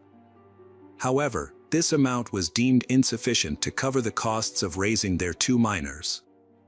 After overcoming her initial fear and financial struggles, Abril began a new chapter in her life, driven by her determination to create a better future for her children. She relocated to Monterrey with her kids, where she attended Juan Carlos' trial and filed for divorce. Reflecting on her traumatic experience and the abuse she suffered, Abril reevaluated her life. She joined a Christian organization that supported families and started working as a divorce counselor. Her ultimate goal was to establish a support system for women who had endured similar abuse, just as she had. As Abril worked towards rebuilding her life, the court proceedings against Juan Carlos continued. 9 months after the attack, Juan was formally charged with attempted murder. The case was then brought to court, where Judge Federico Mask ordered Juan's informal arrest. Consequently, Juan was incarcerated for several weeks. Juan appealed the verdict, and on November 3, 2019, Judge Hector Jimenez reviewed the case. He found the hospital photographs and Abril's testimony, along with that of her son, insufficient to prove Juan's guilt. The judge also believed that if Juan had intended to kill Abril, he would have done so. Additionally, he considered the baseball bat used in the attack to be a blunt object, rather than a deadly weapon. As a result, the charges were downgraded, and the preliminary arrest was cancelled. With only a few hearings remaining, the outcome of the case was uncertain, causing Abril and her loved one significant anxiety and frustration. In a desperate attempt to have her concerns heard, Abril wrote to the judge, expressing her fears for her life and pleading for him to consider the threat Juan posed. However, her letter was ignored. Juan then began a custody battle for their children. Abril was forced to leave Monterrey and travel to Mexico City for the remaining hearings. She also had to subject her children to psychological evaluations, as Juan had claimed in his lawsuit that Abril had manipulated them into rejecting him. A week before a critical court hearing, Abril sat down with her 3 children to express her love and wishes for their future. She encouraged them to chase their dreams and find the strength to forgive their father. This conversation seemed like a farewell, as if Abril sensed that it might be her last opportunity to reassure her children of her love. On November 25, 2019, Abril followed her ex-husband's instructions to avoid potential legal issues that could have led to her separation from her children. She traveled to Mexico City, coincidentally on the same day that thousands of women marched in the streets to commemorate the International Day Against Gender-Based Violence on March 19, 2021. The court reclassified a case involving violence against Abril, which occurred in January 2019, as attempted murder. This decision was made after Abril's relatives and the prosecutor filed several petitions for judicial review, ultimately leading to the cancellation of the original decision. 2 months later, on May 23, the remaining suspects in Abril's murder case were apprehended, including 3 women and 1 man. The investigation resulted in the issuance of 3 search warrants and 8 arrest warrants. During the first search, 48-year-old Amanda Vicente Rodriguez was taken into custody. A series of arrests were made in connection with a recent crime. In the Jardín de Morelos colony, 34-year-old Mabel Montelier Morena and 48-year-old Garcia Alicia Flores Valdez were taken into custody, and their mobile phones were seized. Another arrest was made in the Alvar Aragon colony in Mexico City, where 50-year-old Isa Jalil Castillo, also known as Aguirre or Alvar's godmother, was detained. At the same time, 9 gang members were apprehended, with 7 of them allegedly linked to the Abril case. However, one suspect, Juan Carlos, remained at large, prompting authorities to reissue a warrant for his arrest. General Prosecutor Ernesto Godoy explained that the initial warrant was for attempted murder, while the new one was for the actual killing of a woman. Despite efforts to locate Juan, he remained elusive. In a surprising turn of events, a man named Rolf, also known as El Chalón, contacted the authorities and claimed to have information about the case. During questioning, he revealed that he was the one who had actually pulled the trigger and taken Abril's life. The perpetrator, Rodolfo Daniel Bendis, eventually pleaded guilty to the crime.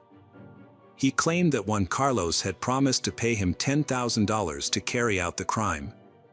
According to Bendis, Juan Carlos had contacted him while he was in pre-trial detention and provided him with the address of Abril in Mexico City. Juan Carlos allegedly instructed Bendis to spy on Abril and provided written instructions on how to commit the crime. He also promised to provide Bendis with a gun in Monterrey. However, when Bendis arrived in Monterrey, no one contacted him, and he did not receive the gun. He returned to Mexico City and did not hear from Juan Carlos again until after his release from prison. Upon his release, Juan Carlos contacted Bendis again and informed him that the plan had changed. He now wanted Abril to be killed in Mexico City, as he had managed to lure her there.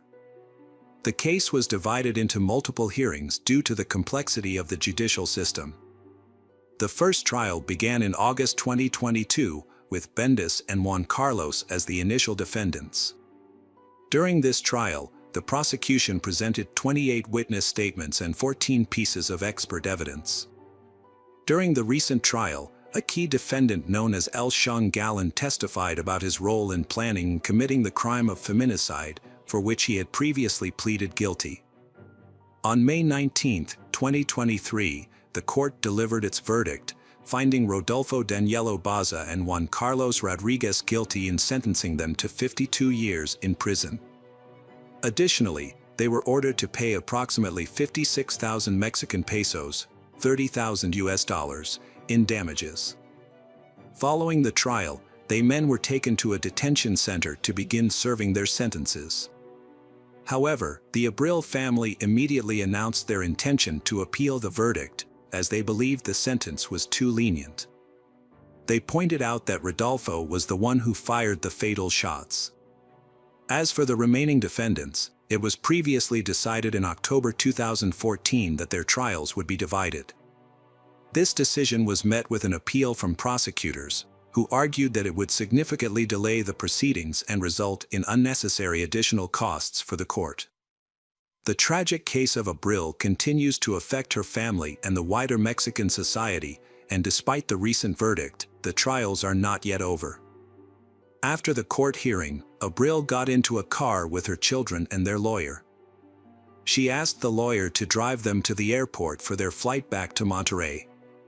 En route, they stopped at an intersection, where a motorcyclist pulled up beside them.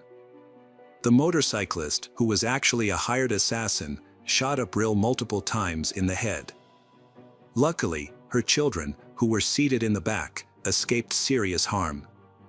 One child, who was lying down, was grazed by a bullet but suffered only minor injury. Abril was rushed to the hospital, where doctors fought to save her life. Despite their efforts, she succumbed to her injuries 6 hours later. The lawyer immediately contacted Abril's family to inform them of the tragedy.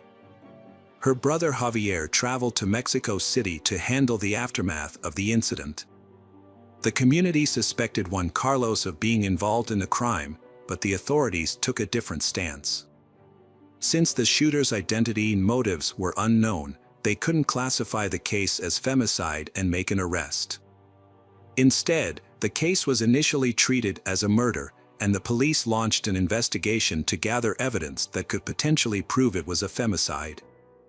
Abril's friend took to social media to accuse Juan Carlos, but her account was deleted as a result. Abril's family was fearful that the perpetrator would go unpunished and sought to raise public awareness about the case through social media. The fact that Abril died on a day dedicated to fighting gender-based violence added a deeper significance to her death. The family organized protests and marches to demand justice for Abril. Following Abril's tragic death, social media erupted in outrage as people realized that she had repeatedly expressed her fear of her abuser, only to be ignored by the authorities. Her family and friends held a funeral mass at the Benito Flores Chapel in Monterrey, where dozens gathered to pay their respects and demand justice for Abril. The funeral procession then proceeded to the Pantheon Garden in Los Angeles, where Abril was laid to rest. Her case has sparked widespread attention to the issue of gender-based violence, particularly in cases where judges release men who have attacked women. Abril's ex-husband, Juan Carlos, was released from prison after appealing his sentence, and was able to track Abril down to Mexico City, where he ultimately took her life. In response to Abril's case, the Mexican General Prosecutor's Office has launched an investigation into the judges who allowed Juan Carlos to be released from prison. The judges in question, Carlos Trillo Rodriguez, Federico Mosa Gonzalez, and Hector Jimenez Lopez, are being investigated for their roles in Juan Carlos' release.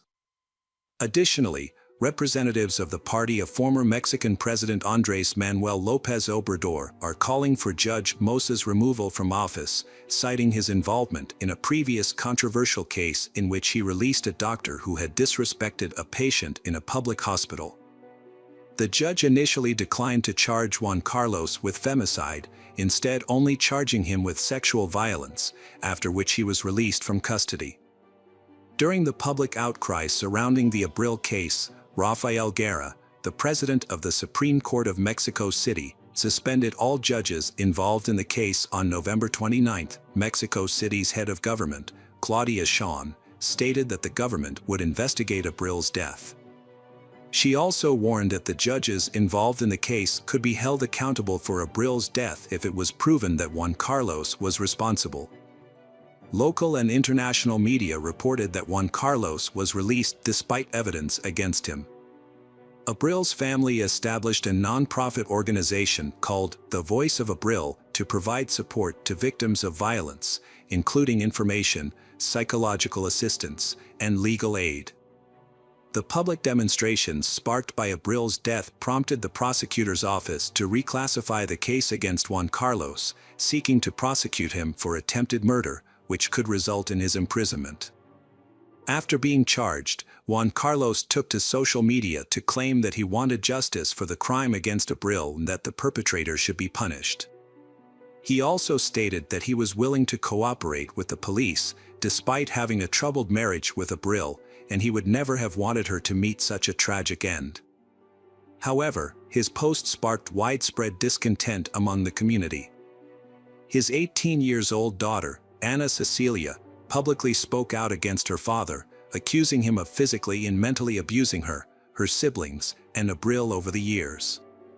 She shared disturbing photos of Abril's injuries after being attacked with a baseball bat.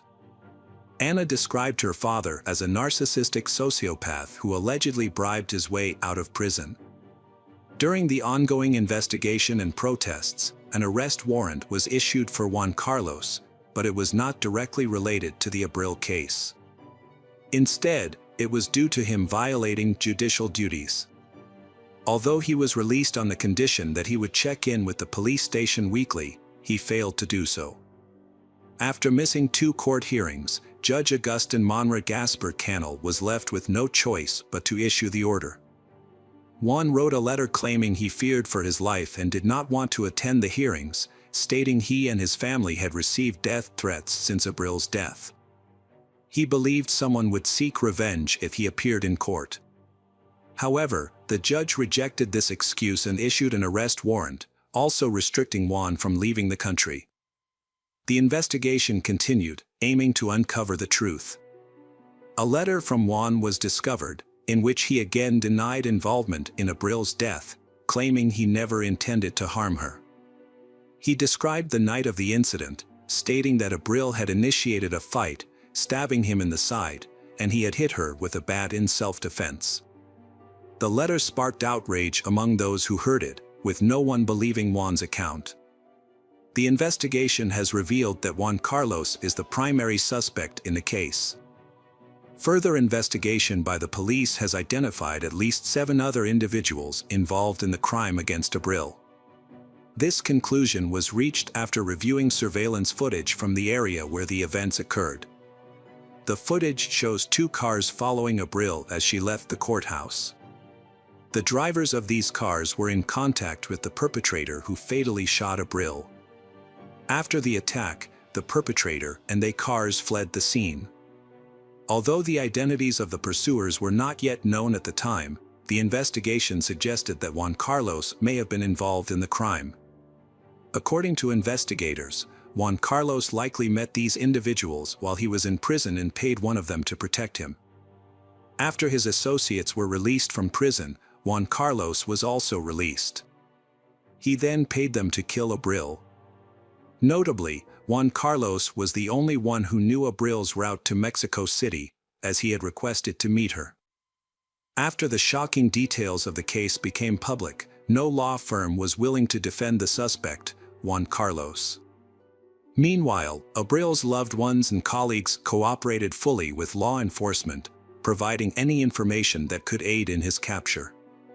However, sources from the General Prosecutor's Office soon revealed that Juan Carlos had managed to flee Mexico by crossing the border into the United States.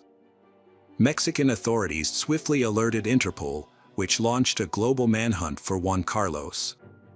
As a result, he became a wanted man in over 151 countries, with authorities determined to apprehend him at all costs. By the end of January 2024, the case had gone cold, with no new leads or updates. 4 years have passed since Abril's tragic death, yet the true perpetrators remain unpunished.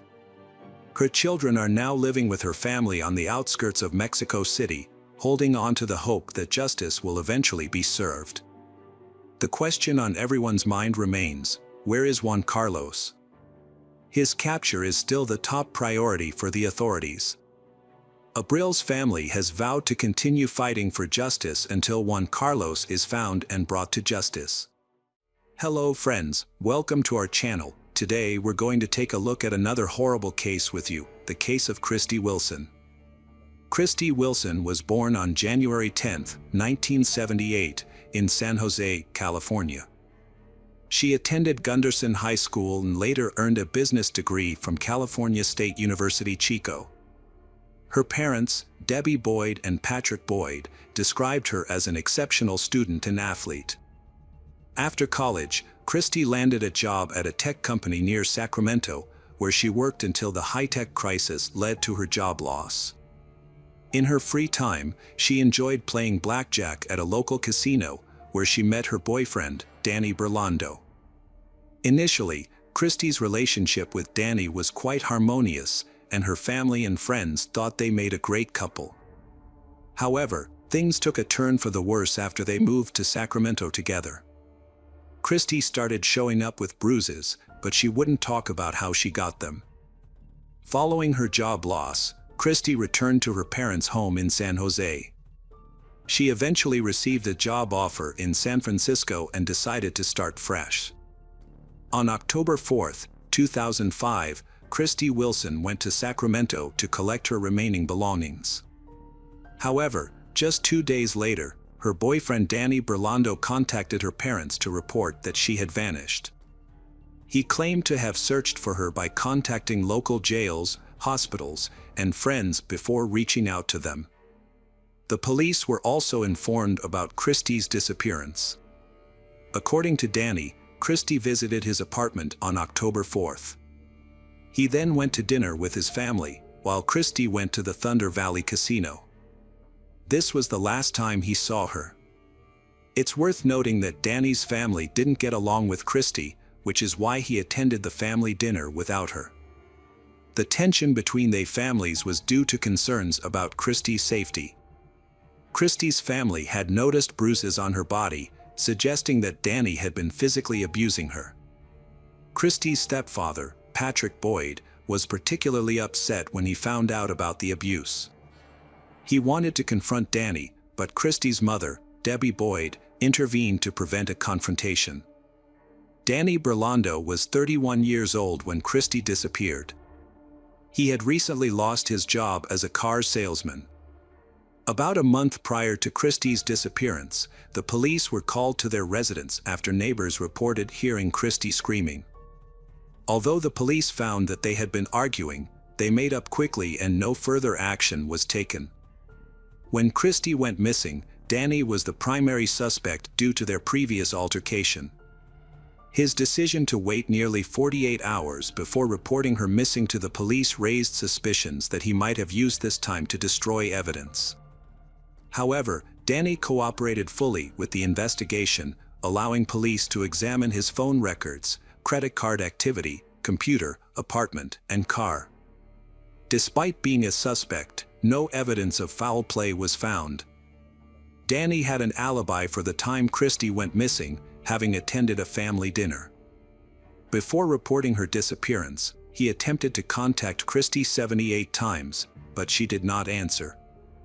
The police interviewed Christy's friends and family, and reviewed her phone and credit card activities, but found no activity on her bank account since October 4th. Christy's family and the police worked together to find her. They searched the area with dogs, volunteers, and a police helicopter. Her family asked people to share any information they had about Christy's whereabouts. Danny searched for Christy on his own and visited the Thunder Valley Casino. The casino staff couldn't give him any useful information. However, he found Christie's car in the parking lot. The investigators arrived at the casino and confirmed Christie's car was still in the parking lot. This finding caused confusion rather than answers. There were no signs of a fight or other suspicious activities around her car. The big questions were whether Christie left the casino on her own and why her car remained there. Detectives reviewed security footage inside and outside the casino, hoping to understand what had happened.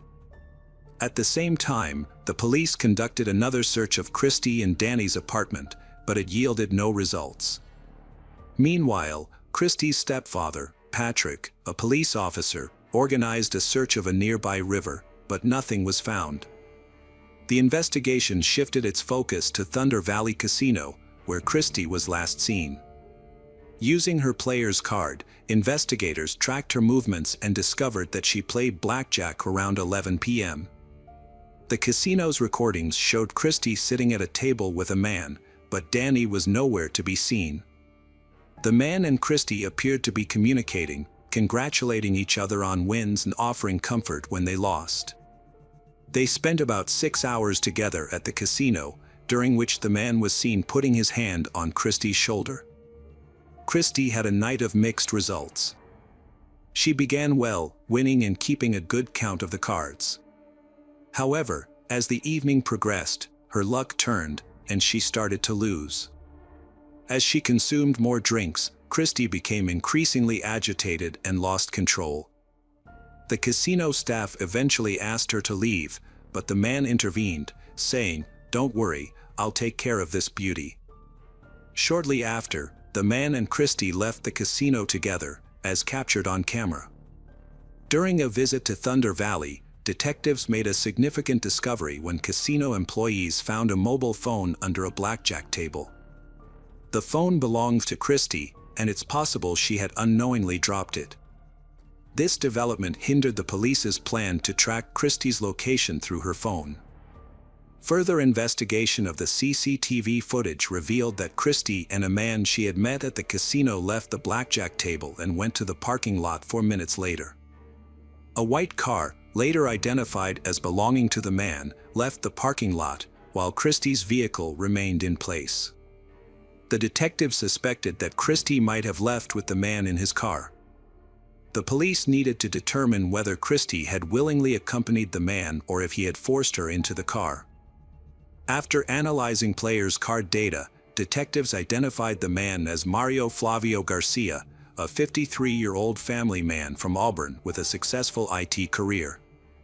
As the investigation progressed, the detectives discovered that the white car seen in the CCTV footage belonged to Mario Garcia, making him the primary suspect in Christie's disappearance. However, the footage showed that Mario Garcia appeared to be alone in the car when he left the parking lot, and Christie never returned to her vehicle. Mario Garcia had stayed in the parking lot for 3 minutes and 41 seconds, raising questions about what might have occurred between him and Christie during that time.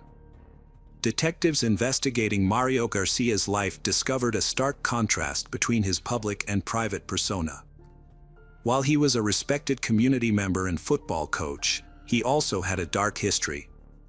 25 years prior, Mario had been arrested for kidnapping his ex-girlfriend, taking her to a secluded location, and forcing her into a sexual act at gunpoint. Despite the severity of the crime, the case was plea bargained down to assault with a deadly weapon, resulting in a lenient sentence of 18 months probation. This was not the only instance where Mario's caught the attention of police. In another incident, Mario was involved in a tumultuous relationship with Lynette Smith. In 1979, Mario, Lynette, and her mother, Violet Davis, spent Christmas together. After dinner, the three of them got into Lynette's car, which subsequently crashed into a river near Oakland Airport. Mario, the sole survivor, claimed Lynette was driving, but investigators could not confirm this. Violet Davis's body was found in a car, while Lynette's body was not recovered until a week later. The incident was initially believed to be an accident, and no one was charged in connection with the deaths.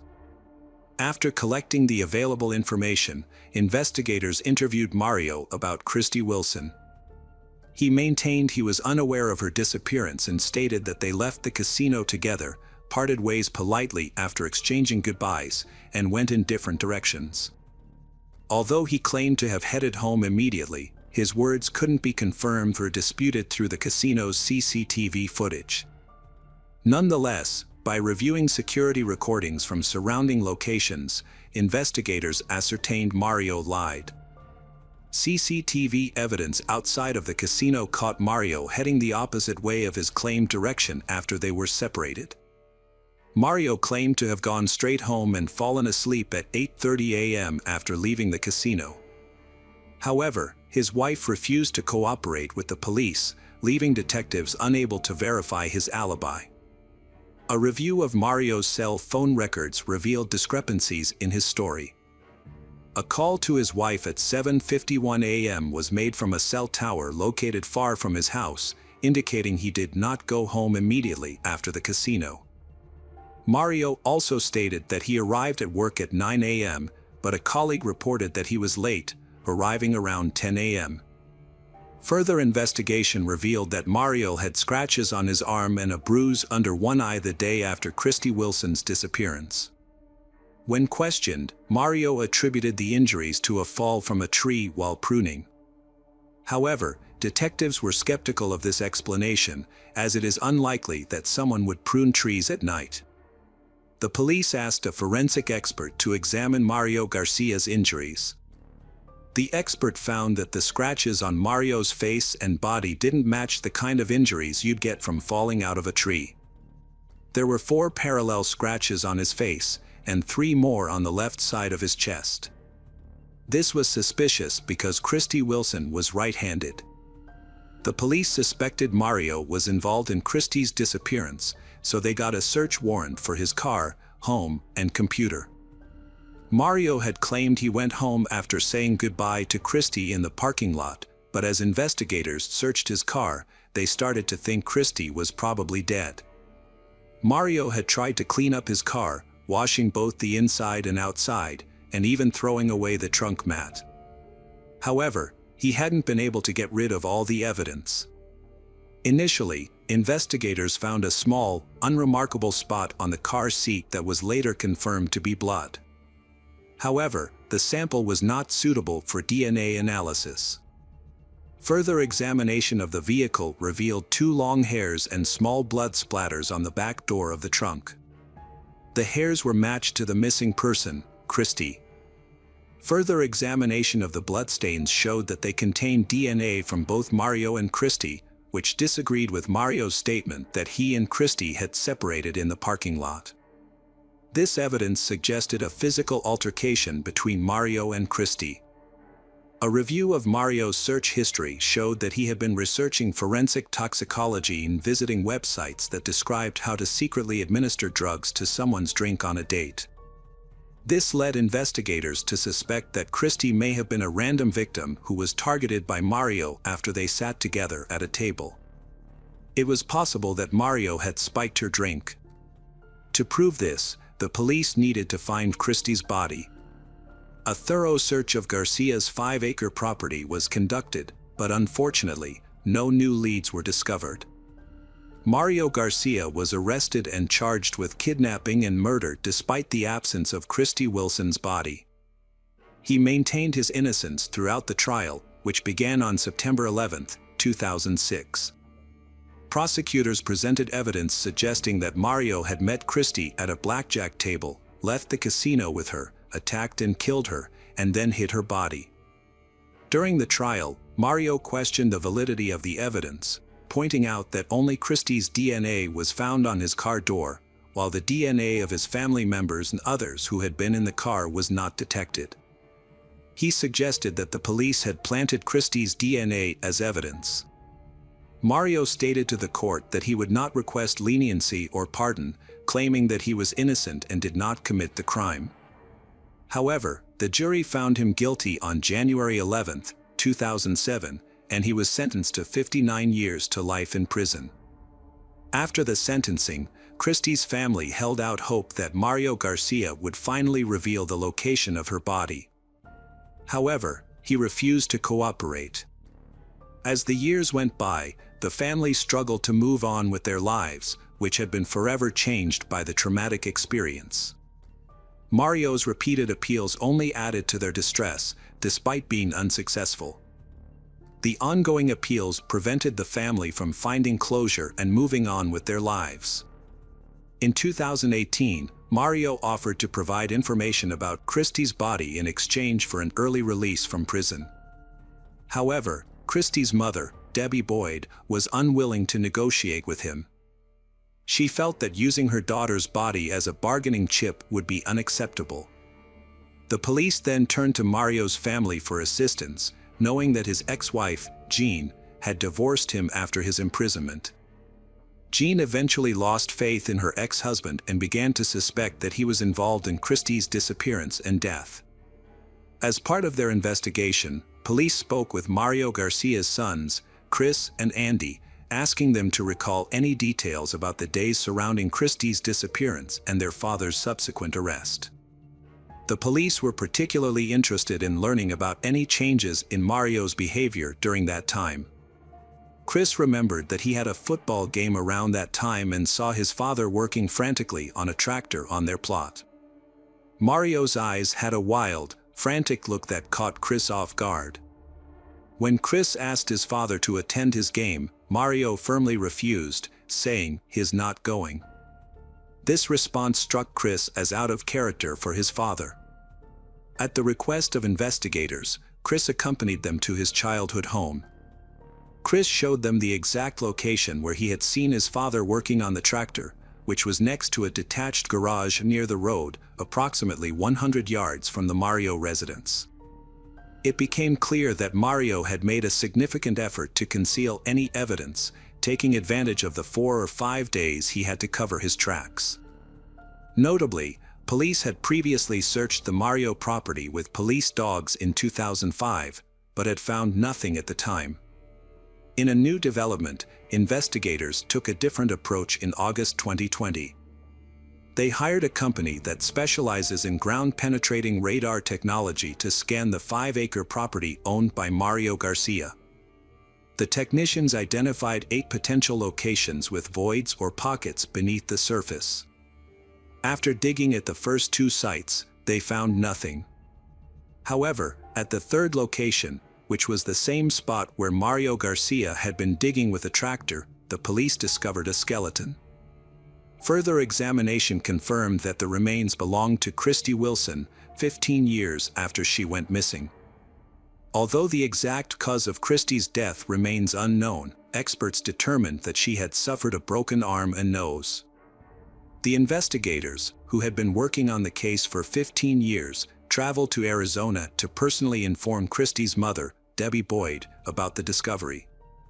The news brought a mix of sadness and relief to Christy's family, who could finally find closure and say goodbye to their daughter.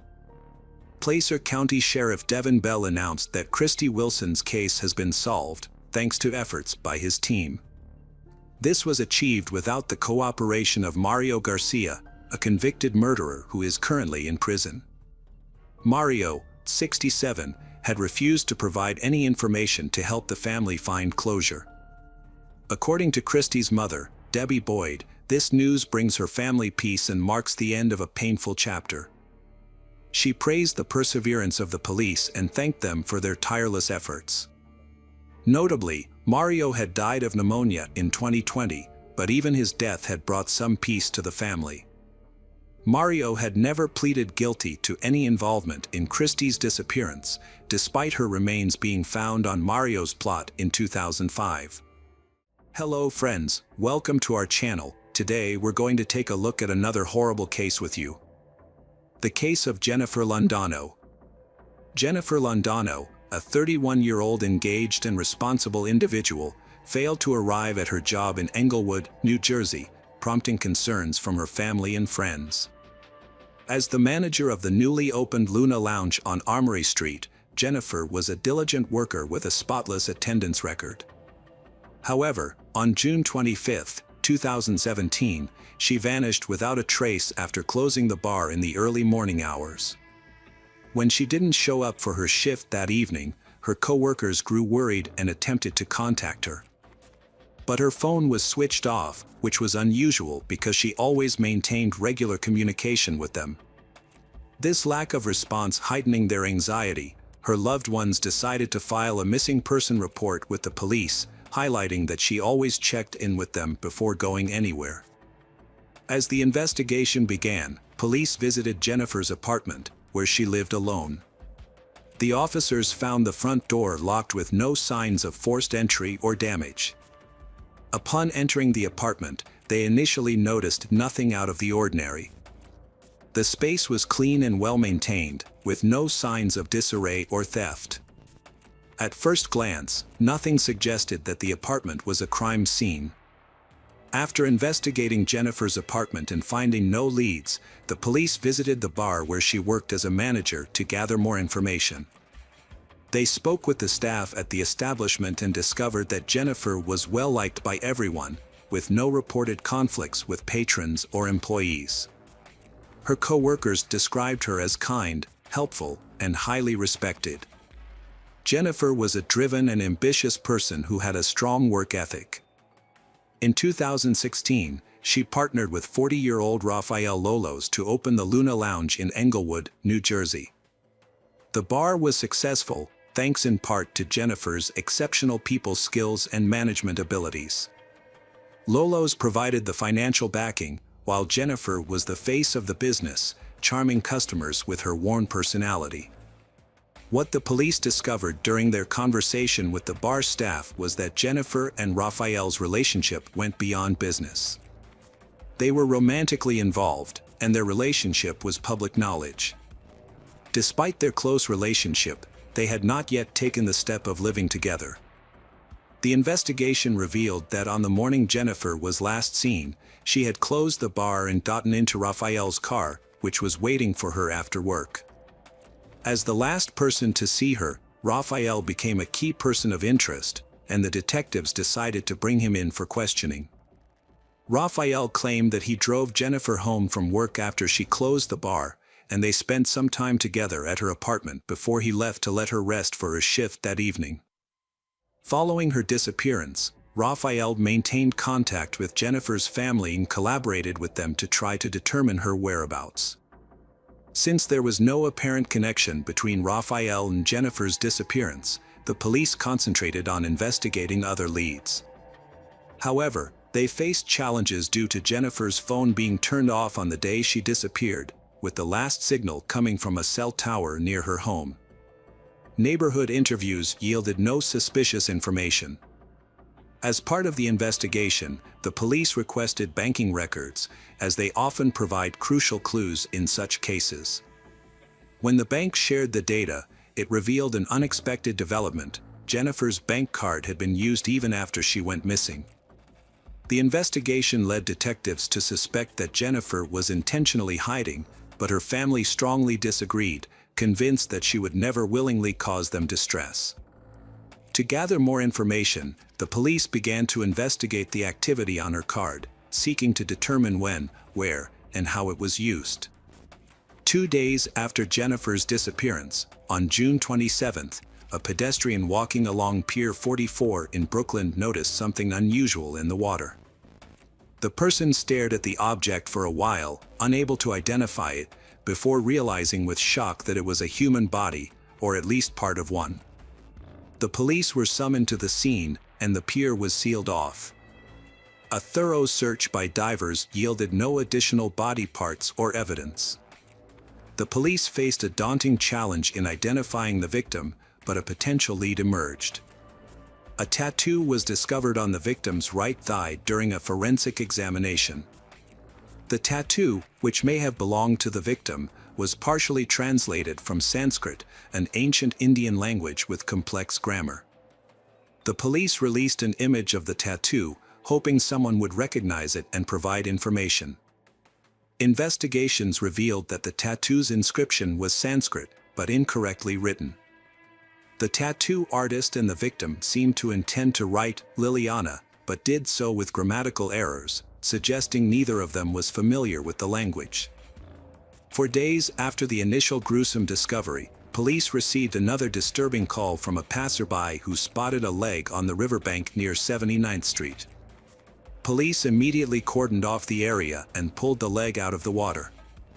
The leg, which was intact from the knee down, seemed to match the remains found earlier, leading investigators to believe they belonged to the same person. A notable detail was the pink-painted fingernails on the leg. Despite an extensive search by divers in the area, no other remains or evidence were found. However, forensic analysis soon confirmed that the fragments found were indeed from the same body. Around this time, the police had already identified the victim. A few days after releasing an image of the distinctive tattoo, a woman contacted the police station and revealed that she knew the tattoo's owner. It was Jennifer's mother, Gladys Quintero, who recognized the tattoo on the news and recognized it as belonging to her daughter.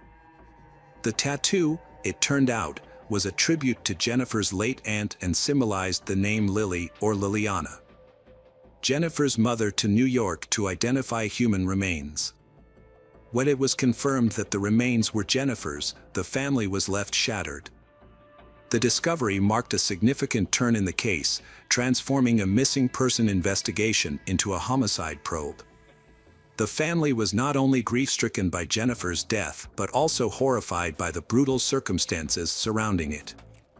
Unfortunately, due to the state of the remains, it was impossible to determine the exact cause of death. Despite an extensive search, the police were unable to recover additional body parts. As family and friends paid their respects to Jennifer at her workplace, the bar, detectives were making progress in their investigation. They tracked down leads on Jennifer's credit card usage. Through a thorough review of security footage and store visits, detectives identified the person who had used Jennifer's credit card, Raphael, Jennifer's boyfriend. They discovered that Raphael had left Jennifer's apartment on the day she disappeared to go shopping. His purchases, made with Jennifer's credit card, included a box of garbage bags and 2 meat cleavers from different stores. Later that evening, he crossed the George Washington Bridge into Manhattan, and his cell phone records placed him near the Hudson River. Raphael went home after leaving Jennifer's apartment and never returned. 2 days later, Jennifer's torso was discovered. The police suspected that Raphael might have killed her and dismembered her body using meat cleavers, a disturbing thought considering their romantic relationship. However, the evidence pointing to Raphael's guilt was mounting.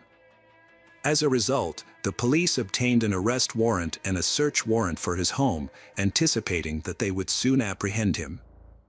Raphael attempted to evade capture by renting a hotel room and paying in cash, but he was quickly tracked down and arrested. He did not resist arrest and denied any involvement in Jennifer's death, claiming that Jennifer had given him her credit card. Raphael continued to insist that Jennifer was fine when he left her, but detectives uncovered more evidence that contradicted his testimony. A search of his home revealed dark red stains in the bathroom, which were later confirmed by a lab test to be Jennifer's dried blood. Detectives investigating Jennifer's disappearance analyzed her communications with Raphael and found a pattern of frequent arguments, typically sparked by jealousy.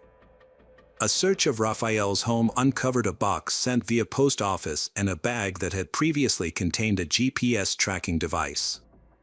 It became clear that Raphael had secretly installed the device on Jennifer's car, allowing him to monitor her movements. Cell phone data revealed that Raphael had picked Jennifer up from work and taken her to her apartment. Although Jennifer's phone was soon turned off, Raphael's phone remained active. Between 9 p.m. and midnight on the day of her disappearance, his phone sent a signal to a cell tower near the Hudson River. This suggests that Jennifer may have already been dead by then, and Raphael may have driven to the river to dispose of her body. Raphael and Jennifer's relationship was complex and tumultuous, with conflicts often centered on financial issues. Despite their efforts to establish a business together, opening a bar less than a year before her disappearance, their relationship was marked by animosity and blurred boundaries. Raphael's messages to Jennifer were volatile, veering between insults, threats, apologies, and declarations of love, with one notable instance where he referred to her as a gold digger. Jennifer's family was shocked and disbelieving when the man who had claimed to love her and helped search for her became the prime suspect in her murder. Raphael refused to explain himself, denied any wrongdoing, and hired a lawyer. Although police couldn't find the exact knives they knew Raphael had bought, they were able to purchase identical ones from the same store. Forensic analysis later confirmed that these knives were used to harm Jennifer's body. Raphael was subsequently charged with several crimes, including murder, desecration of remains, stalking, hindering apprehension, and credit card fraud. The trial, which began in November 2019, lasted for 2 months. Prosecutors claimed that Jennifer was killed by Raphael in her apartment during a jealous argument.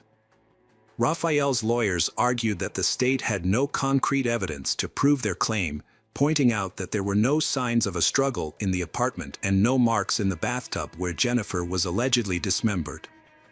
The prosecution countered that the lack of evidence was, in itself, evidence of a cover-up.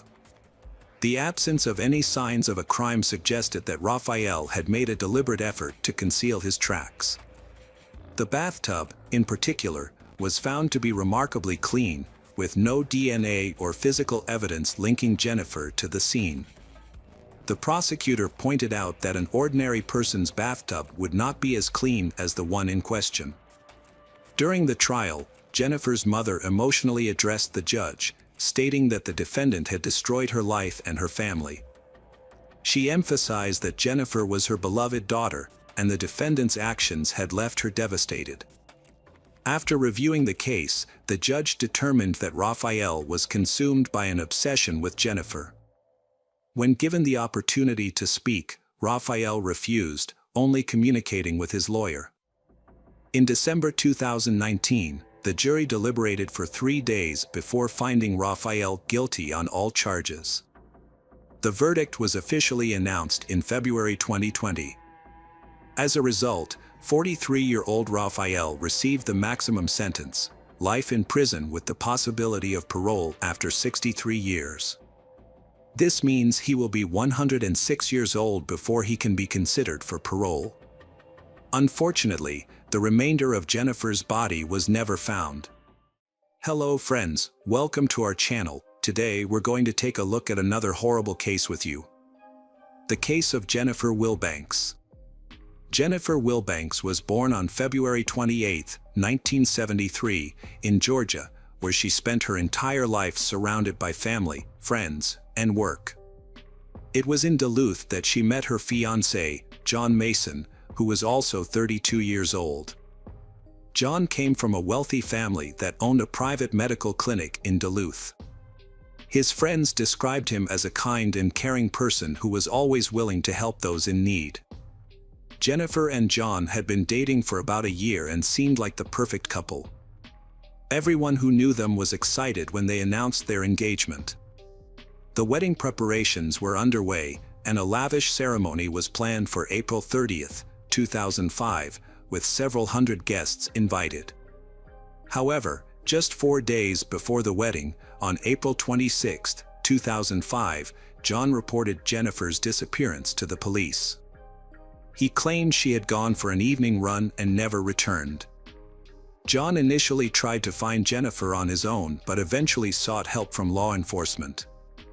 The next day, April 27th, a massive search operation was launched, involving over 300 police officers and volunteers. They combed through the wooded areas and water bodies along the route Jennifer was supposed to run. Given the urgency of the situation, even off-duty police officers were called in to assist. One of the search teams found potential clues, including clothing, sneakers, and a strand of long, dark hair. All of these findings were sent to the lab for examination. Jennifer's family distributed flyers with her picture and posted them around the city, hoping someone might have information about her disappearance. The media picked up the story, and billboards with her image appeared around town. The police searched the home she shared with her fiancé, John, but found nothing suspicious. As the investigation continued, Major Donald Woodruff of the Duluth Police Department announced that Jennifer's disappearance was being treated as a criminal case, with the FBI and Georgia Bureau of Investigation involved. Despite a second day of searching, no signs of Jennifer were found. Her family was shocked and distraught, and they reached out to radio and TV stations to publicize her disappearance, suggesting that she might have been kidnapped and taken out of state. Jennifer's family begged her possible kidnapper to release her. The cable news channels extensively covered the story, raising questions about her disappearance. Jennifer was just 4 days away from her wedding. Her relatives, visibly distraught, made emotional appeals during press conferences and interviews. In this photo, a visibly distressed John Mason is shown comforting his mother-in-law. If you're familiar with true crime stories, you may have already pieced together the events surrounding Jennifer's disappearance. As the last person to see Jennifer alive, John became the subject of suspicion when searches yielded no results. Investigators sought to uncover the truth behind John's wholesome image. To those who knew him, he appeared to be a law-abiding citizen who attended church every Sunday and couldn't harm a fly. He was asked to take a lie detector test, but he declined. Instead, he took a private polygraph test with his lawyer present and gave the results to the police. However, this unusual action only heightened the detective's suspicions about John Mason. The test results did not conclusively determine whether John was involved in his fiancée's disappearance. To investigate potential motives, detectives conducted a thorough search of their home and seized 3 computers. Notably, no signs of a struggle or evidence of a crime were found in the house. On the day before the wedding, Jennifer's family offered a $100,000 reward for information that could help find her, either dead or alive. The police held a press conference to announce that they were ending the active search. According to the police chief, they had exhausted all possible leads in the area and found no clues, leading them to call off the search. John Mason attended the press conference but did not speak to reporters. Jennifer's uncle speculated that John was simply unsure of what to say, which only fueled speculation about his involvement in her disappearance. Initially, the police found some items, including clothes, shoes, and a lock of hair, that they thought might be connected to Jennifer's disappearance. However, further investigation revealed that these items had no link to her case. The only suspect with a potential motive was John, and journalists were closely following him, making it seem likely that he was involved in her disappearance. However, no concrete evidence had been found. The next day, which was supposed to be Jennifer's wedding day, people gathered to pray for her safe return. On the evening of April 29th, John received a mysterious phone call from an unknown number. When he answered, he was shocked to hear Jennifer's voice on the other end. She told him that she had been kidnapped, taken to an unknown location, and forced into a physically intimate situation. She was crying and said that after everything was over, she was released, but now she was lost and didn't know where she was. John was overcome with emotions as he spoke to Jennifer, trying to remain calm to keep her calm as well. He was relieved to know she was alive, but soon, a new development would arise. After talking to John, Jennifer called 911 and reported her alleged kidnapping and release, stating that she was unsure of her location.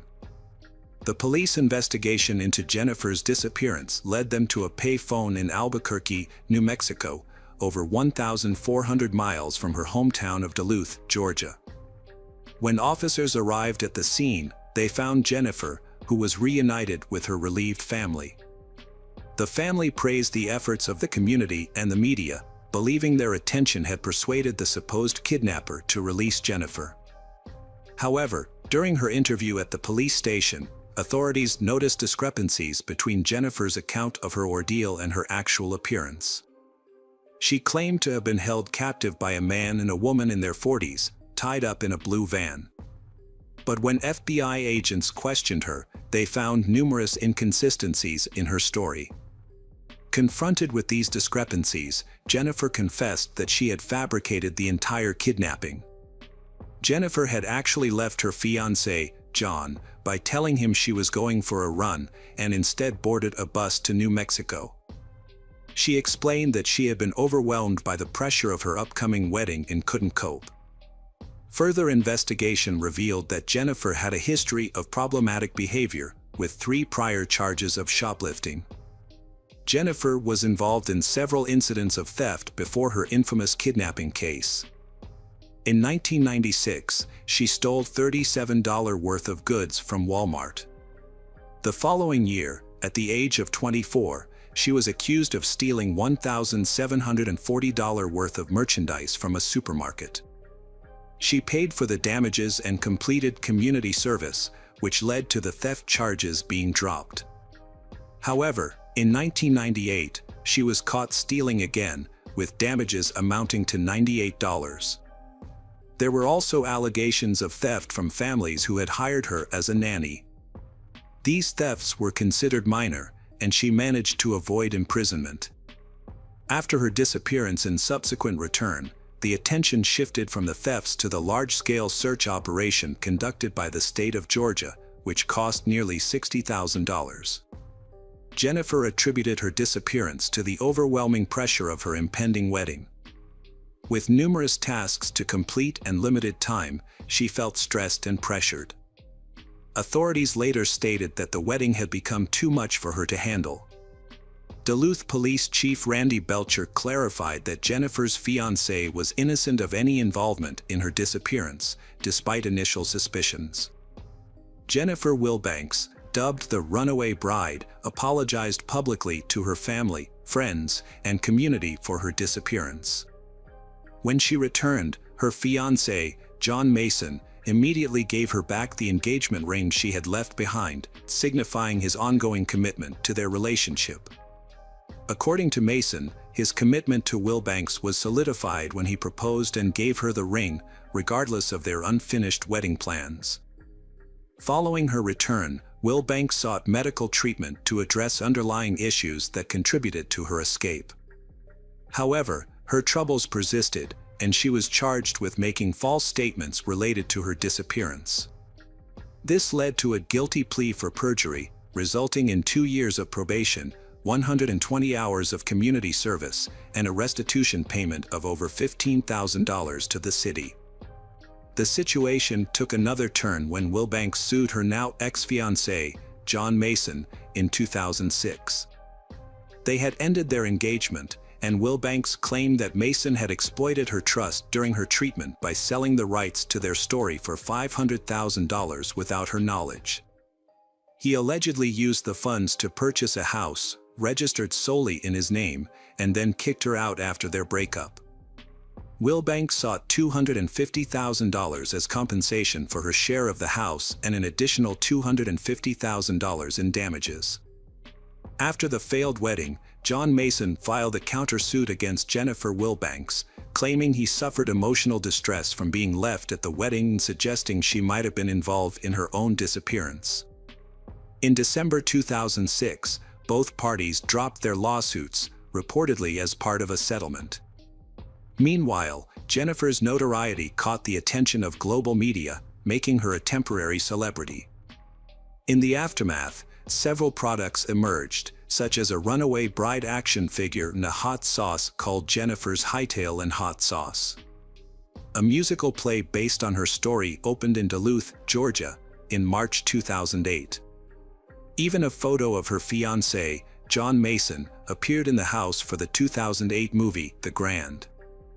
Eventually, John Mason married another woman in 2008 in a small ceremony at his parents' home. Jennifer also got married in 2010, but her marriage ended after 11 years, and she still resides in Georgia. Hello friends, welcome to our channel. Today we're going to take a look at another horrible case with you. The case of Karen Buckley.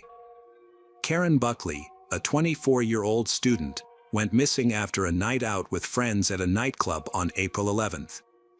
Born in 1991 in Cork, Ireland, Karen was the youngest child and only daughter of John and Marion Buckley. Growing up, Karen was known for her kind and caring nature, always willing to lend a helping hand. This trait greatly influenced her career choices. After graduating from St. Mary's Secondary School in Mallow, Karen pursued a degree in nursing at the University of Limerick. Her interest in occupational therapy eventually led her to Glasgow, where she enrolled in a master's program at Caledonian University. Karen arrived in Glasgow in January 2015 and moved into an apartment with 3 other female students who were also new to the area. On April 11, 2015, Karen and her flatmates went to a nightclub about 2 kilometers from their apartment. They arrived around 11:45 p.m. and had a great time. At about 1 a.m., Karen told her friend she was going to the restroom and would return soon. She took her purse and left her jacket on the table where the group was sitting. Her friends continued to enjoy themselves while Karen was away. After a while, they realized Karen had been gone longer than expected and should have returned by then. However, Karen was nowhere to be found. One of her friends searched the club for her but couldn't locate her. Trying to contact her by phone was also unsuccessful. She came with thought maybe Karen had gone home, but it was strange that Karen didn't tell anyone and left her jacket behind. The only explanation they could think of was that Karen might have met someone at the club and left with that person. With this thought in mind, they went to bed. However, when they woke up around noon, Karen's neighbors were surprised to find that she had not returned home.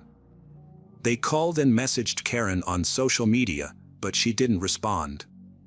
Although they had only known Karen for a few months, they knew that this behavior was out of character for her. Instead of coming up with alternative explanations to reassure themselves, they decided to report her disappearance to the police and inform the Buckley family about what had happened. The Scottish police acted swiftly to find Karen, and her disappearance was publicized in the media. Her parents urged anyone with information to come forward. Meanwhile, detectives reviewed footage from the club's cameras and found evidence of Karen interacting with a mystery man. Within 36 hours, on April 13th, the man was identified as 21-year-old Alexander Pacto and was brought in for questioning. He confirmed that he had met Karen at the club and they had gone to his apartment on Dorchester Avenue, about 3 kilometers away. Alexander also revealed that they had been intimate. Around 4 a.m., Karen decided to leave Alexander's apartment and head home, despite his invitation to stay until morning. Alexander mentioned that during their intimate encounter, Karen accidentally hit her head on the bed corner, resulting in an injury and leaving blood marks on the sheets. The police reacted ambivalently to this information. While Alexander seemed genuinely open, he also appeared to be anticipating and justifying potential evidence that might be discovered in his apartment. On April 13th, a man reported finding a woman's purse to the police. Upon further investigation, it was revealed that the purse was discovered in the park near Alexander's residence, and it belonged to Karen. The purse contained her phone and identification documents. This new evidence lent credibility to Alexander's account of events, suggesting that something might have happened to Karen after she left his apartment. The search for Karen persisted, with hundreds of police officers thoroughly searching parks, forests, bodies of water, and abandoned buildings for any potential clues that could aid in the investigation. At that point, Alexander Pacto was the primary suspect, being the last person to have seen Karen. However, investigators kept his identity confidential and did not disclose any information about him. 2 days after Karen went missing, police entering Alexander's apartment with a search warrant, police were immediately struck by the strong smell of bleach. They also observed that the mattress on the bed was the wrong size.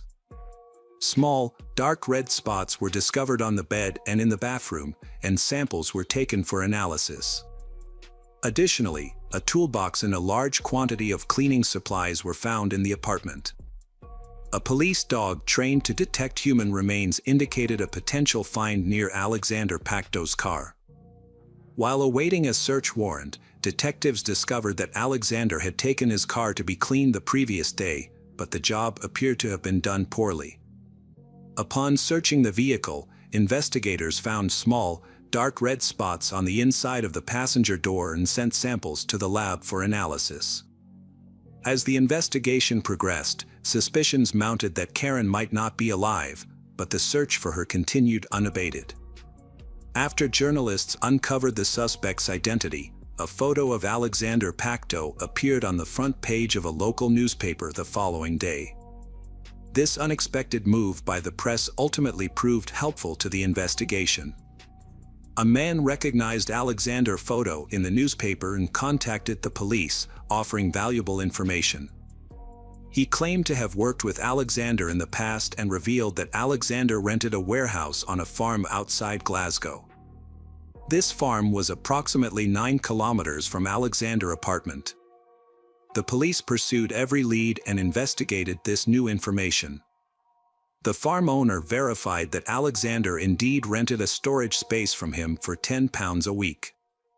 Upon inspection of the storage space, the police discovered a 200-liter drum containing Karen's body, which had been dissolved in caustic soda, a highly corrosive alkaline substance capable of breaking down organic materials. They also found a bonfire with remnants of a mattress that Pacto had attempted to burn. On the same day, April 15th, the suspect in Karen Buckley's case was arrested. Faced with substantial evidence, Alexander admitted to taking Karen's life, but claimed it was in self-defense. Police reconstructed a timeline of events based on evidence and Alexander's testimony. On the night of April 11th to 12th, Karen left the club around 1 a.m. The reason for her departure remains unclear. Her friends reported no argument, stating Karen said she was going to the bathroom and would return. It is also unclear why Karen left her jacket behind, even if she had decided to go home. Officers investigating the case reviewed 1,900 hours of surveillance footage. One recording showed Karen encountering Alexander after leaving a club. They walked together towards his car, where it's believed he offered to drive her home. However, once inside the car, Alexander attacked Karen. He struck her 14 times on the head with a large wrench, resulting in her death. Investigators found dark red stains in the car, bathroom, and on Alexander's bed, later confirmed as Karen's dried blood. After disposing of her body, Alexander planned his next moves, starting with getting rid of Karen's purse, which was later recovered and given to the police. Around 2 a.m., he returned home and did something that shocked the detectives. He took the Karen out of the car and carried it into his apartment. Later, at 8 a.m., he used his phone to search online for information about caustic soda. He then visited a shopping center where he purchased 6 liters of caustic soda, a respirator mask, and gloves at 9:42 a.m. To get rid of Karen's body, Alexander realized 6 liters of caustic soda wouldn't be enough. He bought more from another store on his way home and put the body in the bathtub. However, since his neighbor would return home around 8 p.m. and he wouldn't have enough time, he wrapped the body in a blanket and hid it in his bedroom. The next day, April 13th, Alexander threw a wrench into the River Clyde, later found by divers. He then visited a nearby shopping center, about 1.5 miles away, where he sought a consultant's advice on a product that could remove bloodstains from a mattress. He also purchased 2 padlocks that day.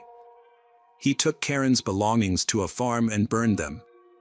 Then, he bought a barrel and took it to a rented warehouse. There, he poured in caustic soda and locked the gate with 2 new padlocks. Later that day, at 6 p.m., police visited his home and took him in for questioning. Alexander confessed to his crime, but his motive was unclear. He claimed he killed Karen in self-defense during a car argument, but investigators did not believe him.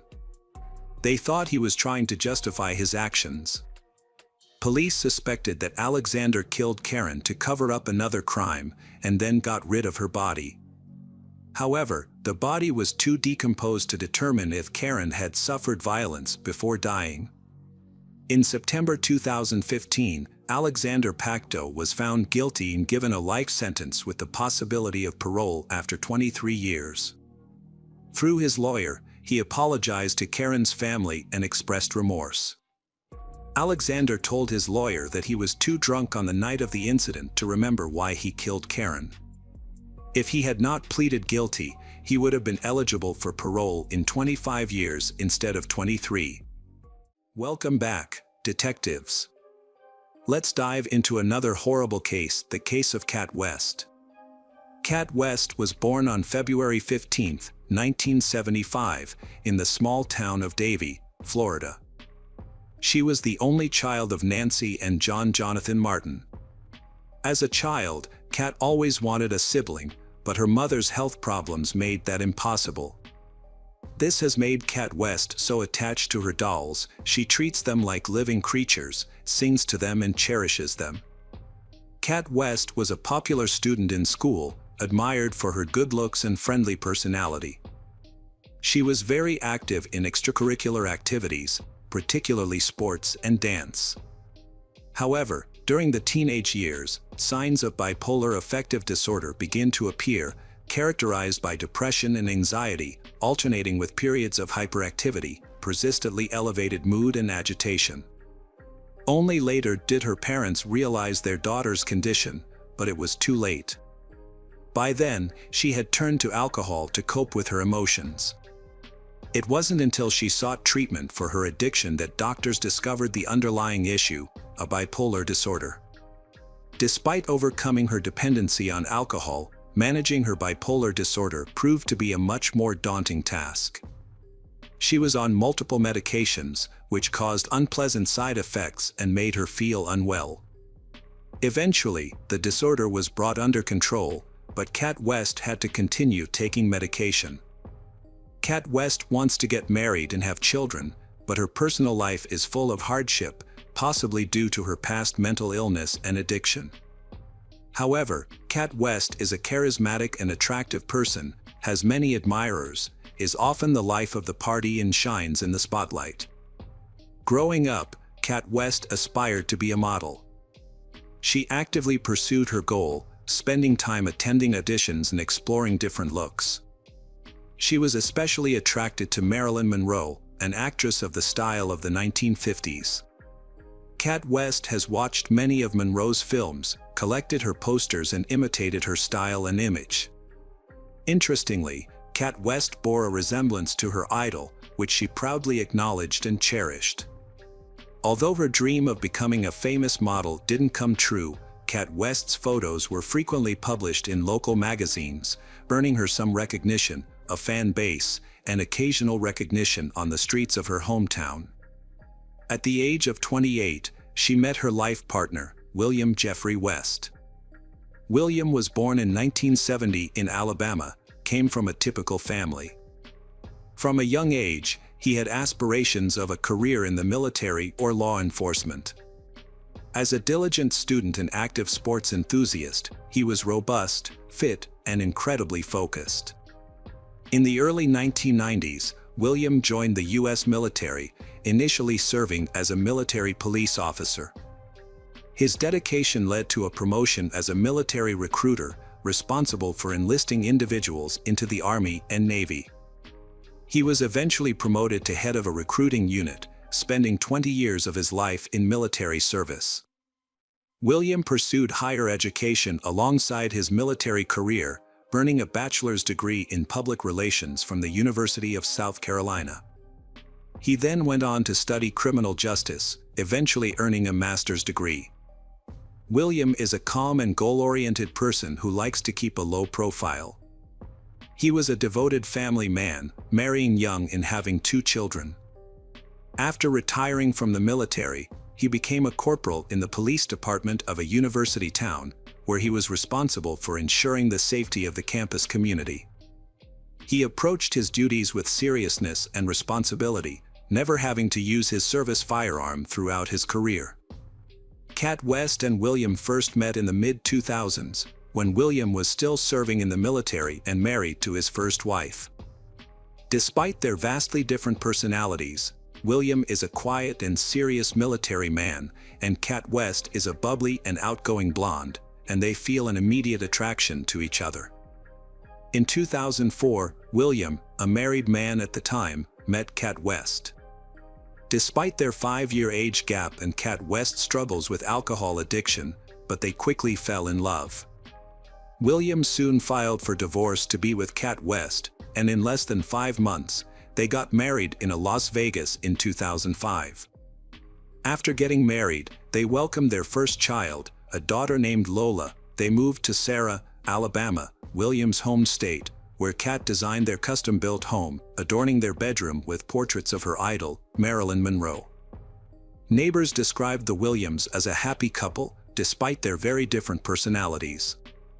Cat West was known for her bold fashion sense, always striving to look stunning and attractive.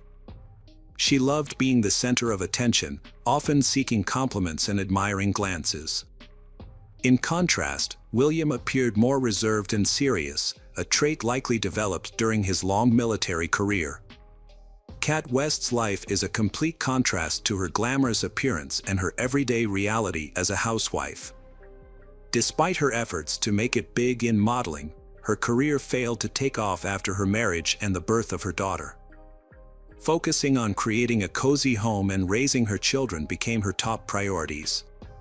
However, her domestic life wasn't fulfilling, and she yearned for attention and recognition.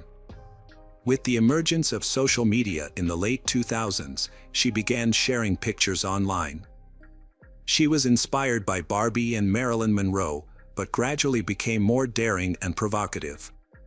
Her husband was surprisingly supportive of her new hobby, often serving as her photographer. Eventually, the hobby became a profitable business, earning her income through paid subscriptions.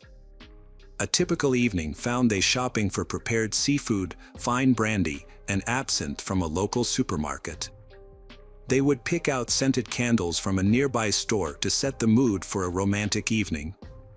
Surveillance cameras caught them seemingly carefree and happy as they made their purchases, unaware of the tragedy that was about to happen. After a fun dinner and a few drinks, Cat West began transforming into her online persona, Kitty Cat. She asked Williams to take some intimate photos of her, first in lingerie and then without clothes. Williams agreed and took several revealing shots, which were later posted on Cat West's private online profile, accessible only to her fans. A romantic evening that seemed to end in a night of passion instead led to a tragic ending. The next morning, January 13th, around 5 a.m., a young neighbor of the Williams was on her way to work. Although the sun had not yet risen, it was light enough outside for her to notice something unusual as she passed the Williams house. At first, she didn't realize what it was, but as she slowed down, she saw a nearly naked woman lying motionless on the road. She also thought she saw someone standing on the doorstep of the house, but they quickly disappeared into the shadows when they noticed her approaching. During questioning, the neighbor was unable to definitively state whether she saw Cat West's attacker enter the house or flee down the street. The neighbor, who was shocked and unsure of what to do, hesitated to approach the body. After returning home, she informed her parents, and together they called emergency services to report the distressing discovery. At the operator's request, the neighbor reluctantly approached the body while waiting for help to arrive. She identified the body as Cat West and checked for a pulse, but unfortunately, there was none. Cat West's body was cold and stiff. Cat West was found lying face down on the sidewalk, wearing only a bright pink bra top. There was a pool of blood under her head. Nearby was a bottle of wormwood wine with some of the wine spilled on the road and blood stains on the bottle. A short distance away lay her smashed smartphone. Due to the quiet residential area, there were no other witnesses to the incident, which remains shrouded in mystery. Cat West's car was last seen around 8:30 p.m. and the time her body was discovered at 5 a.m. A key figure who may be able to shed some light on the events is Kat West's husband, Mr. Williams. The investigation is ongoing, with Detective Michael Melhoff being one of the first to arrive at the scene. When the detective arrived at the house where Kat West's body was found, Williams answered the door. He seemed anxious but claimed he didn't know what was going on. When asked about his wife's whereabouts, Williams said he had just woken up and couldn't find her in bed. The detective then told him that a woman's body, identified by neighbors as Kat West, had been found near the house. The man put on a jacket and followed the detective outside, where he confirmed that the body was indeed his wife. However, his reaction was surprisingly calm. He didn't show any extreme emotions, such as crying or screaming, which raised some suspicions. When questioned about his whereabouts and activities during the night, he said he had slept soundly because they had been drinking the previous evening. When asked what he thought might have happened to his wife, he simply shrugged and suggested it could have been an accident. The man also shared some information about his wife's medical history. He said she had bipolar disorder and took medication for it. He also mentioned that she struggled with alcohol and sometimes behaved erratically when she was drunk. He noted that she would occasionally jump on their backyard trampoline, but sometimes missed it and injured herself. A search of the house did not turn up any signs of a struggle or violence. However, some items in the kitchen suggested a recent gathering. 2 plates with leftover food, 2 glasses, and a half-empty brandy bottle were on the kitchen table. Under the table, police found Kat West's high heels and a pair of panties the same color as her bra lying on the floor. However, some bloody napkins in the trash and an open bottle of detergent raised suspicions. Williams claimed that on the evening in question, Kat West had been drinking heavily, which he disliked. After a photo session, he wanted to move to the bedroom for a more intimate setting.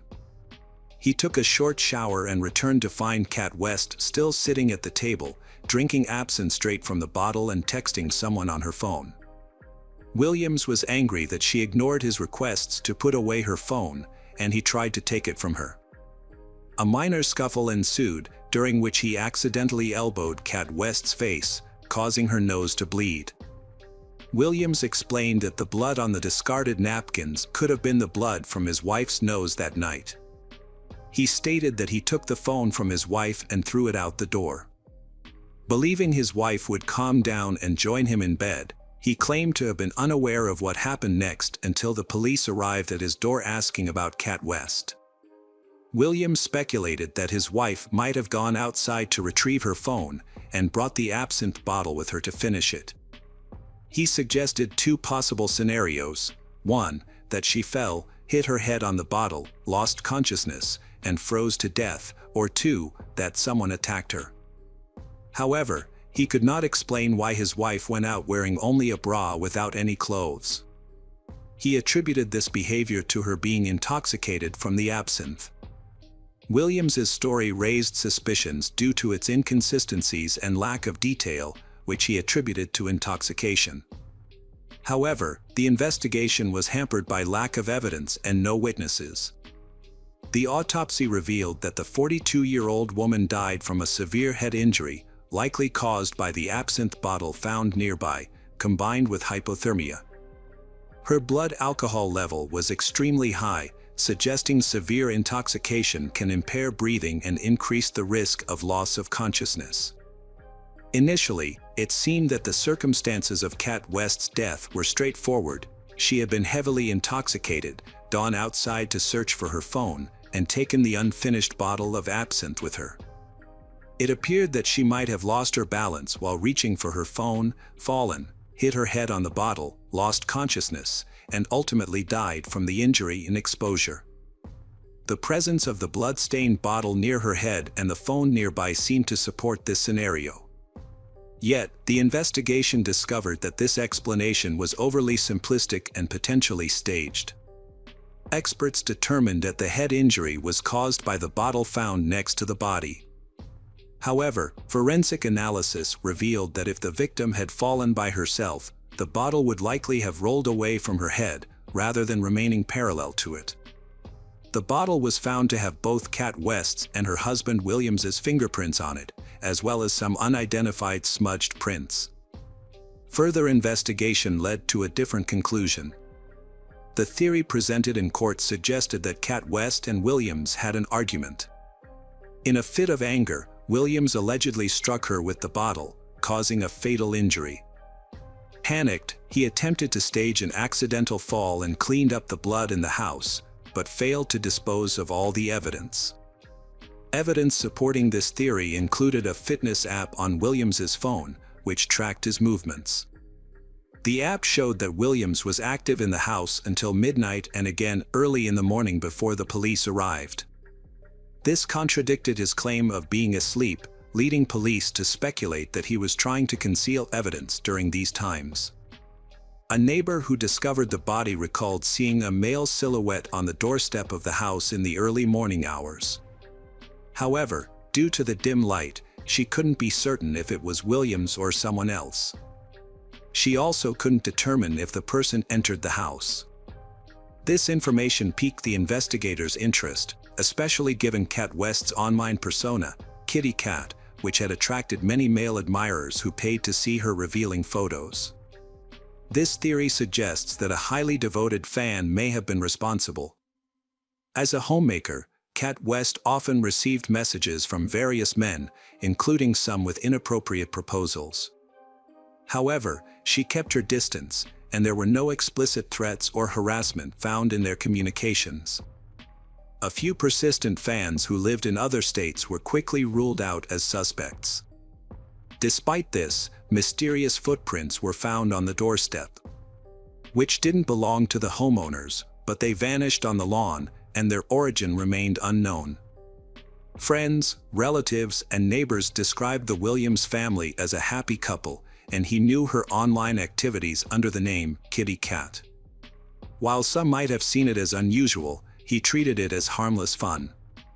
Their social circle was unaware of Kat West's online persona, just as most of her followers didn't know her real-life identity.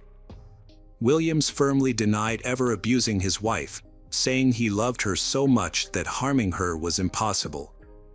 However, they frequently argued, and a text exchange from January 12 revealed a heated dispute. Kat West criticized Williams for not matching her energy and temperament, suggesting they might be incompatible. Despite the lack of direct evidence, Williams remained the prime suspect. Following his arrest, his family and defense attorneys rallied to his defense, believing he was innocent. They insisted that he could never hurt his wife. After his arrest, Williams was unable to afford the $500,000 bail and had to stay in custody until his trial, which took almost 3 years. He was offered a plea deal, admitting guilt in exchange for a reduced sentence, but he refused, maintaining his innocence. The trial, which began in November 2020, drew significant media attention. This publicity put pressure on the judges and jurors. By this time, the possibility of a third party's involvement in Kat West's death was no longer considered. The prosecution argued that all the evidence indicated that Williams was responsible for his wife Kat West's death. They believed that, fueled by jealousy and intoxicated, he hit her with a bottle, causing fatal injuries. In an attempt to cover his tracks, they suggested he staged the scene to look like an accident and removed evidence from the house. In contrast, Williams's defense team claimed that Kat West's death was an accident. They pointed out that her extremely high blood alcohol levels would have impaired her balance and coordination. Kat West's mother testified in support of Williams, describing her daughter as eccentric but stressing that Williams loved her unconditionally and would never harm her. She also appealed to the court to consider the well-being of their child, Lola, who had already lost her mother and now risked losing her father. On January 11, 2021, the jury delivered a guilty verdict for involuntary manslaughter. As a result, Williams received the maximum sentence of 13 years in prison, taking into account the time he had already served. Notably, if he had accepted the initial plea deal offered to him, he may have already been a free man by now. Unfortunately, all of Williams's appeals, led by his lawyers, have been unsuccessful thus far. Welcome back, detectives. Let's dive into another horrible case, the case of Jessica Patel. Jessica Patel was born on September 16, 1983, in Leeds, West Yorkshire, England, where she grew up in a traditional Hindu community. As the eldest child, she developed a diligent and obedient nature from a young age. Jessica excelled academically, helped with household chores, and maintained a bright and cheerful personality. Jessica had a large social circle, but she was particularly close to a boy 3 years her senior, who was more reserved and shy. They often spent time together, and as Jessica matured, she blossomed into a beautiful young woman. Like many of her peers, she longed to find true love and build a happy family, much like the characters in her favorite movies. However, her romantic aspirations did not detract from her intelligence and determination. To achieve her goals, Jessica pursued higher education. In 2002, she enrolled at De Montfort University in Leicester, and 4 years later, she began studying pharmacy at the University of Manchester. There, she reconnected with Mitesh, an acquaintance who coincidentally attended the same faculty. They initially had no romantic feelings for each other, but over time, it turned into true love. This relationship has helped Mitesh grow and become more confident in himself. He is also accumulating knowledge and becoming more mature. Mitesh was extremely kind and caring towards Jessica, showering her with compliments and gifts. However, their happiness was short-lived. Jessica's mother passed away due to an incurable illness, leaving her devastated. Mitesh stood by Jessica's side, providing emotional support and comfort during this difficult time. As a result, their bond grew stronger. Jessica confided in her sister that she had finally found a trustworthy partner. Mitesh seemed perfect in every way, and she envisioned a happy marriage. In 2008, Mitesh asked Jessica's father for permission to marry her, following traditional Hindu customs. Although her father had reservations about Mitesh and felt that they were too young to get married, Jessica convinced him otherwise. They eventually got married in July 2009. The wedding was held in the beautiful garden of the bride's home. Initially, the newlyweds, Mitesh and Jessica, seemed like a perfect couple. However, things took a turn for the worse soon after. Mitesh's behavior changed dramatically. He became distant and cold, leaving Jessica feeling lonely.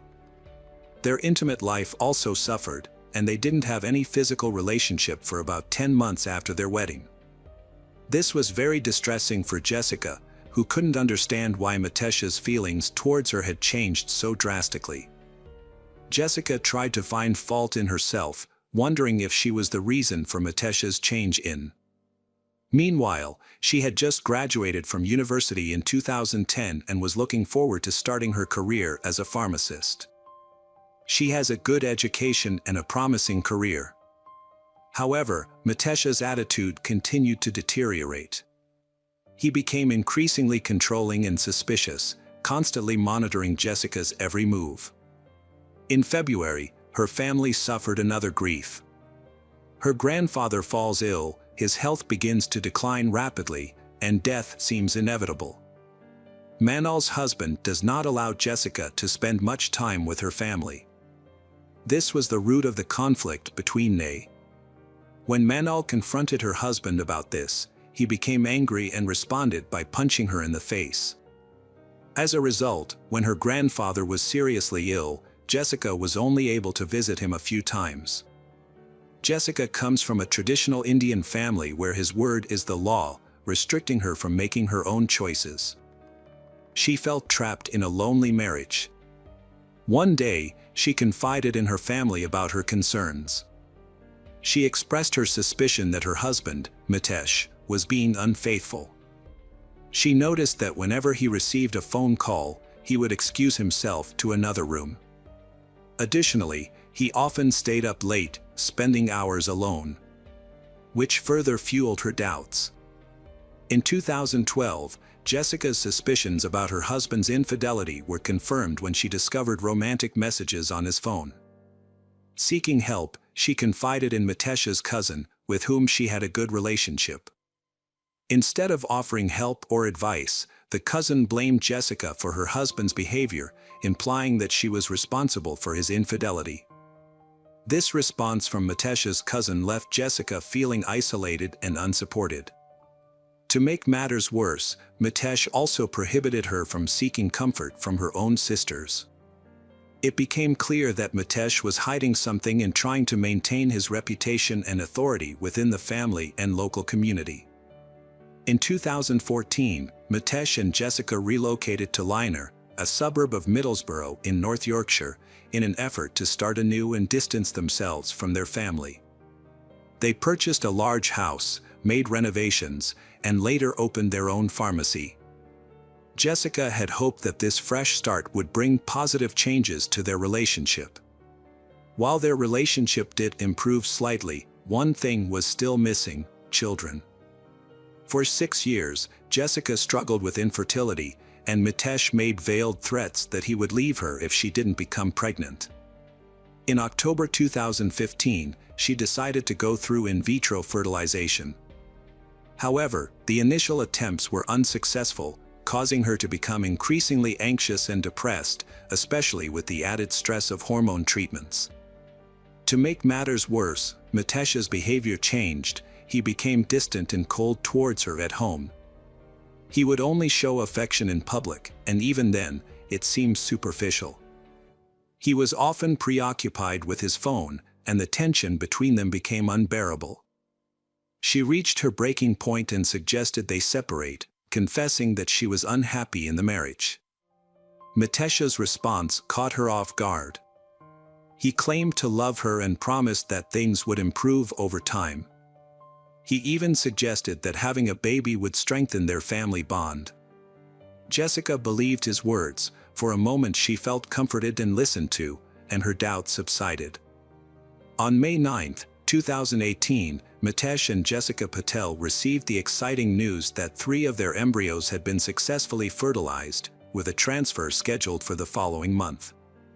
Jessica was overjoyed at the prospect of becoming a mother and eagerly shared the news with her family. Tragically, their happiness was short-lived. A few days later, on the evening of May 14, 2018, Mitesh Patel made a frantic call to the emergency services, reporting that he had found his wife's body at their home. He claimed that he had left the house earlier to buy food and pick up his laptop from work. When he returned home, he found that the house had been burglarized and Jessica was lying unconscious on the living room floor. Mitesh told police that Jessica's skin was cold to the touch and there were bruises on her neck. He was clearly distressed, crying as he spoke. The police assured him that rescuers were on the way. When the officers arrived, they found Jessica's body on the living room floor, her wrists and ankles bound with duct tape. A grocery bag was nearby. Despite the medical team's efforts, Jessica died on the scene. The investigators sought to determine the motive behind the heinous crime. Upon examination, they found that the house had been thoroughly ransacked, with drawers and closets turned upside down. It was evident that the perpetrators had been searching for valuables, as they had even torn apart their bed mattress. The missing jewelry and cash further supported the notion that the primary motive was robbery. Jessica's husband, Mitesh, also believed that their house had been targeted by robbers. According to Mitesh's statement, on the day of the incident, he followed his usual routine, working a morning shift, going to the gym, and returning home afterward. His wife came home around 7 p.m. Later, Mitesh decided to order pizza and left the house at 7:44 p.m. Surveillance footage from a nearby pizzeria corroborated his alibi. Before leaving the pizzeria, he tried to call his wife to tell her he was on his way home, but no one picked up. Mitesh stopped at a pharmacy without notice, so he returned home later than expected. When Mitesh returned home at 8:50 p.m., he was met with a gruesome scene, his wife was bound, and their belongings were scattered everywhere. Neighbors was left reeling after the tragic event. This neighborhood is known as a wealthy and peaceful place, and has never had a crime before. The autopsy report revealed that Jessica's cause of death was strangulation, with the attacker using a bag, bare hands, and an electrical cord to ensure her demise.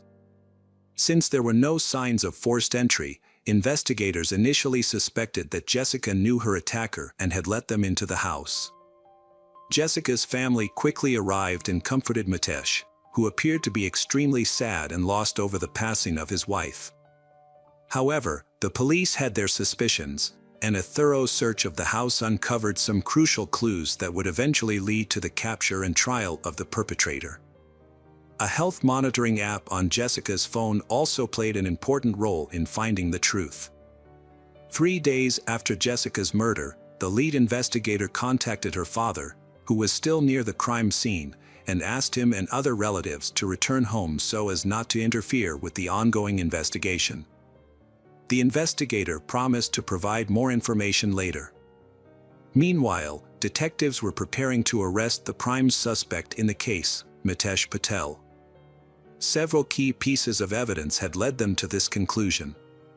During the search of the crime scene, police found a damaged hard drive from a surveillance camera installed in front of the front door. The device was discovered in a suitcase under the bed. Further investigation uncovered a hidden photograph in their nightstand that showed Mitesh embracing another man named Amit. Additionally, footage from a camera across the street revealed that only Mitesh and Jessica entered and exited their home on the day of the murder, May 14th. The footage shows that Mitesh returned home at 3:30 p.m. Jessica arrived home from work at 7 p.m., and Mitesh left the house briefly to pick up pizza at 7:44 p.m., returning at 8:50 p.m. Since no one else was seen entering or leaving the house, the evidence pointed to one conclusion: Mitesh was the likely perpetrator. Mitesh was the prime suspect in the investigation, but the police lacked concrete evidence against him. As the detectives dug deeper, they uncovered a shocking secret that Mitesh had carefully kept hidden. Jessica had suspected that her husband was being unfaithful, and her instincts were correct. However, it was not what she expected. Mitesh was hiding his true sexual orientation. His marriage to Jessica was just a cover, a way to hide his true feelings for other men. 2 years into their marriage, Mitesh met Amit, an Indian man who was openly gay. Despite their cultural differences, they men quickly fell in love and secretly met each other whenever Mitesh was away on business. Unbeknownst to Jessica, her husband was leading a double life, pretending to be the perfect spouse while carrying on an illicit affair. In 2016, Amit moved to Australia, but Amit and Mitesh continued their relationship. Mitesh had had a plan to become same-sex parents with Amit by using Jessica's embryos and finding a surrogate. Mitesh had informed Amit that Jessica was having in vitro fertilization, IVF, and had asked if they could be together after this plan, to which Amit had replied that it would depend on the results. Mitesh confided in Amit, stating that eventually there would be no more obstacles in their relationship. In a message, Mitesh chillingly wrote, "Jessica's days are numbered." It was later discovered that Mitesh was secretly taking fertility-affecting medication to avoid intimate relations with Jessica. The investigation revealed that Mitesh's internet search history was reconstructed. He had searched for how to get rid of his wife, Hindu funeral, and procedure for obtaining insurance payments for the murder of a spouse. Notably, Jessica had a £2 million life insurance policy. After her death, Mitesh planned to claim the money and use it to buy a property in Australia. In the weeks leading up to Jessica's death, Mitesh had been actively searching for a new home, aiming to create a comfortable environment for his future family. Investigators analyzed their cell phones and found incriminating messages. They also discovered a fitness app that tracked the number of steps taken by Jessica's. The data showed that Jessica's phone had not moved since 8:04 p.m. However, 15 minutes later, the phone recorded 14 steps, suggesting that either Jessica had made her last movements or someone had moved the device. In contrast, Mitesh's phone data revealed high physical activity and an elevated heart rate in the period leading up to his wife's murder, which was unusual for him. Between 7:44 p.m. and 8:30 p.m., Jessica's husband, Mitesh, walked up and down the stairs multiple times, creating false evidence of a burglary by throwing objects around the house. Before calling 911, he went upstairs to conceal evidence, including a hard drive from a surveillance camera in the safe of the pharmacy he and his wife owned. During the police investigation, they found stolen jewelry, £25,000, and a couple of gold bars, which Mitesh claimed had been taken during the robbery. They also discovered a roll of duct tape similar to the one used to bind the victim's arms and legs. The torn end of the tape matched the piece taken as evidence from Jessica's body. To create an alibi, Mitesh had to go to his workplace the evening after the pizza party.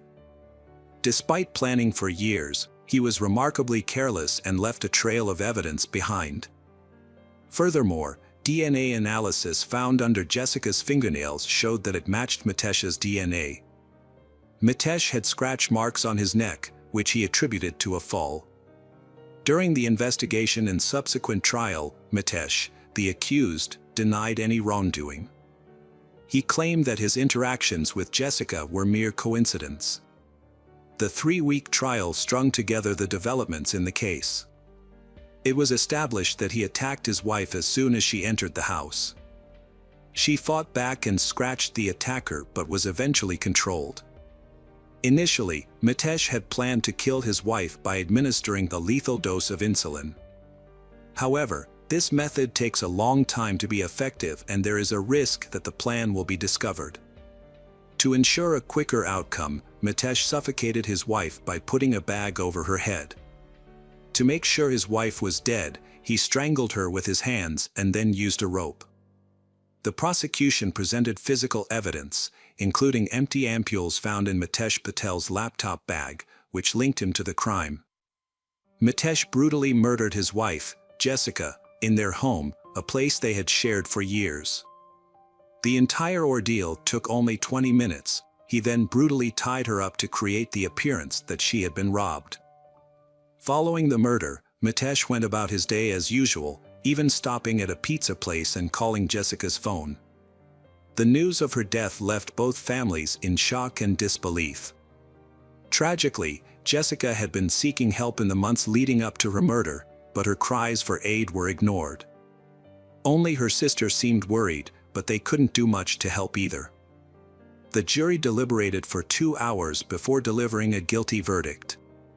On December 5, 2018, the court sentenced Mitesh Patel to life in prison, with the possibility of parole after 30 years.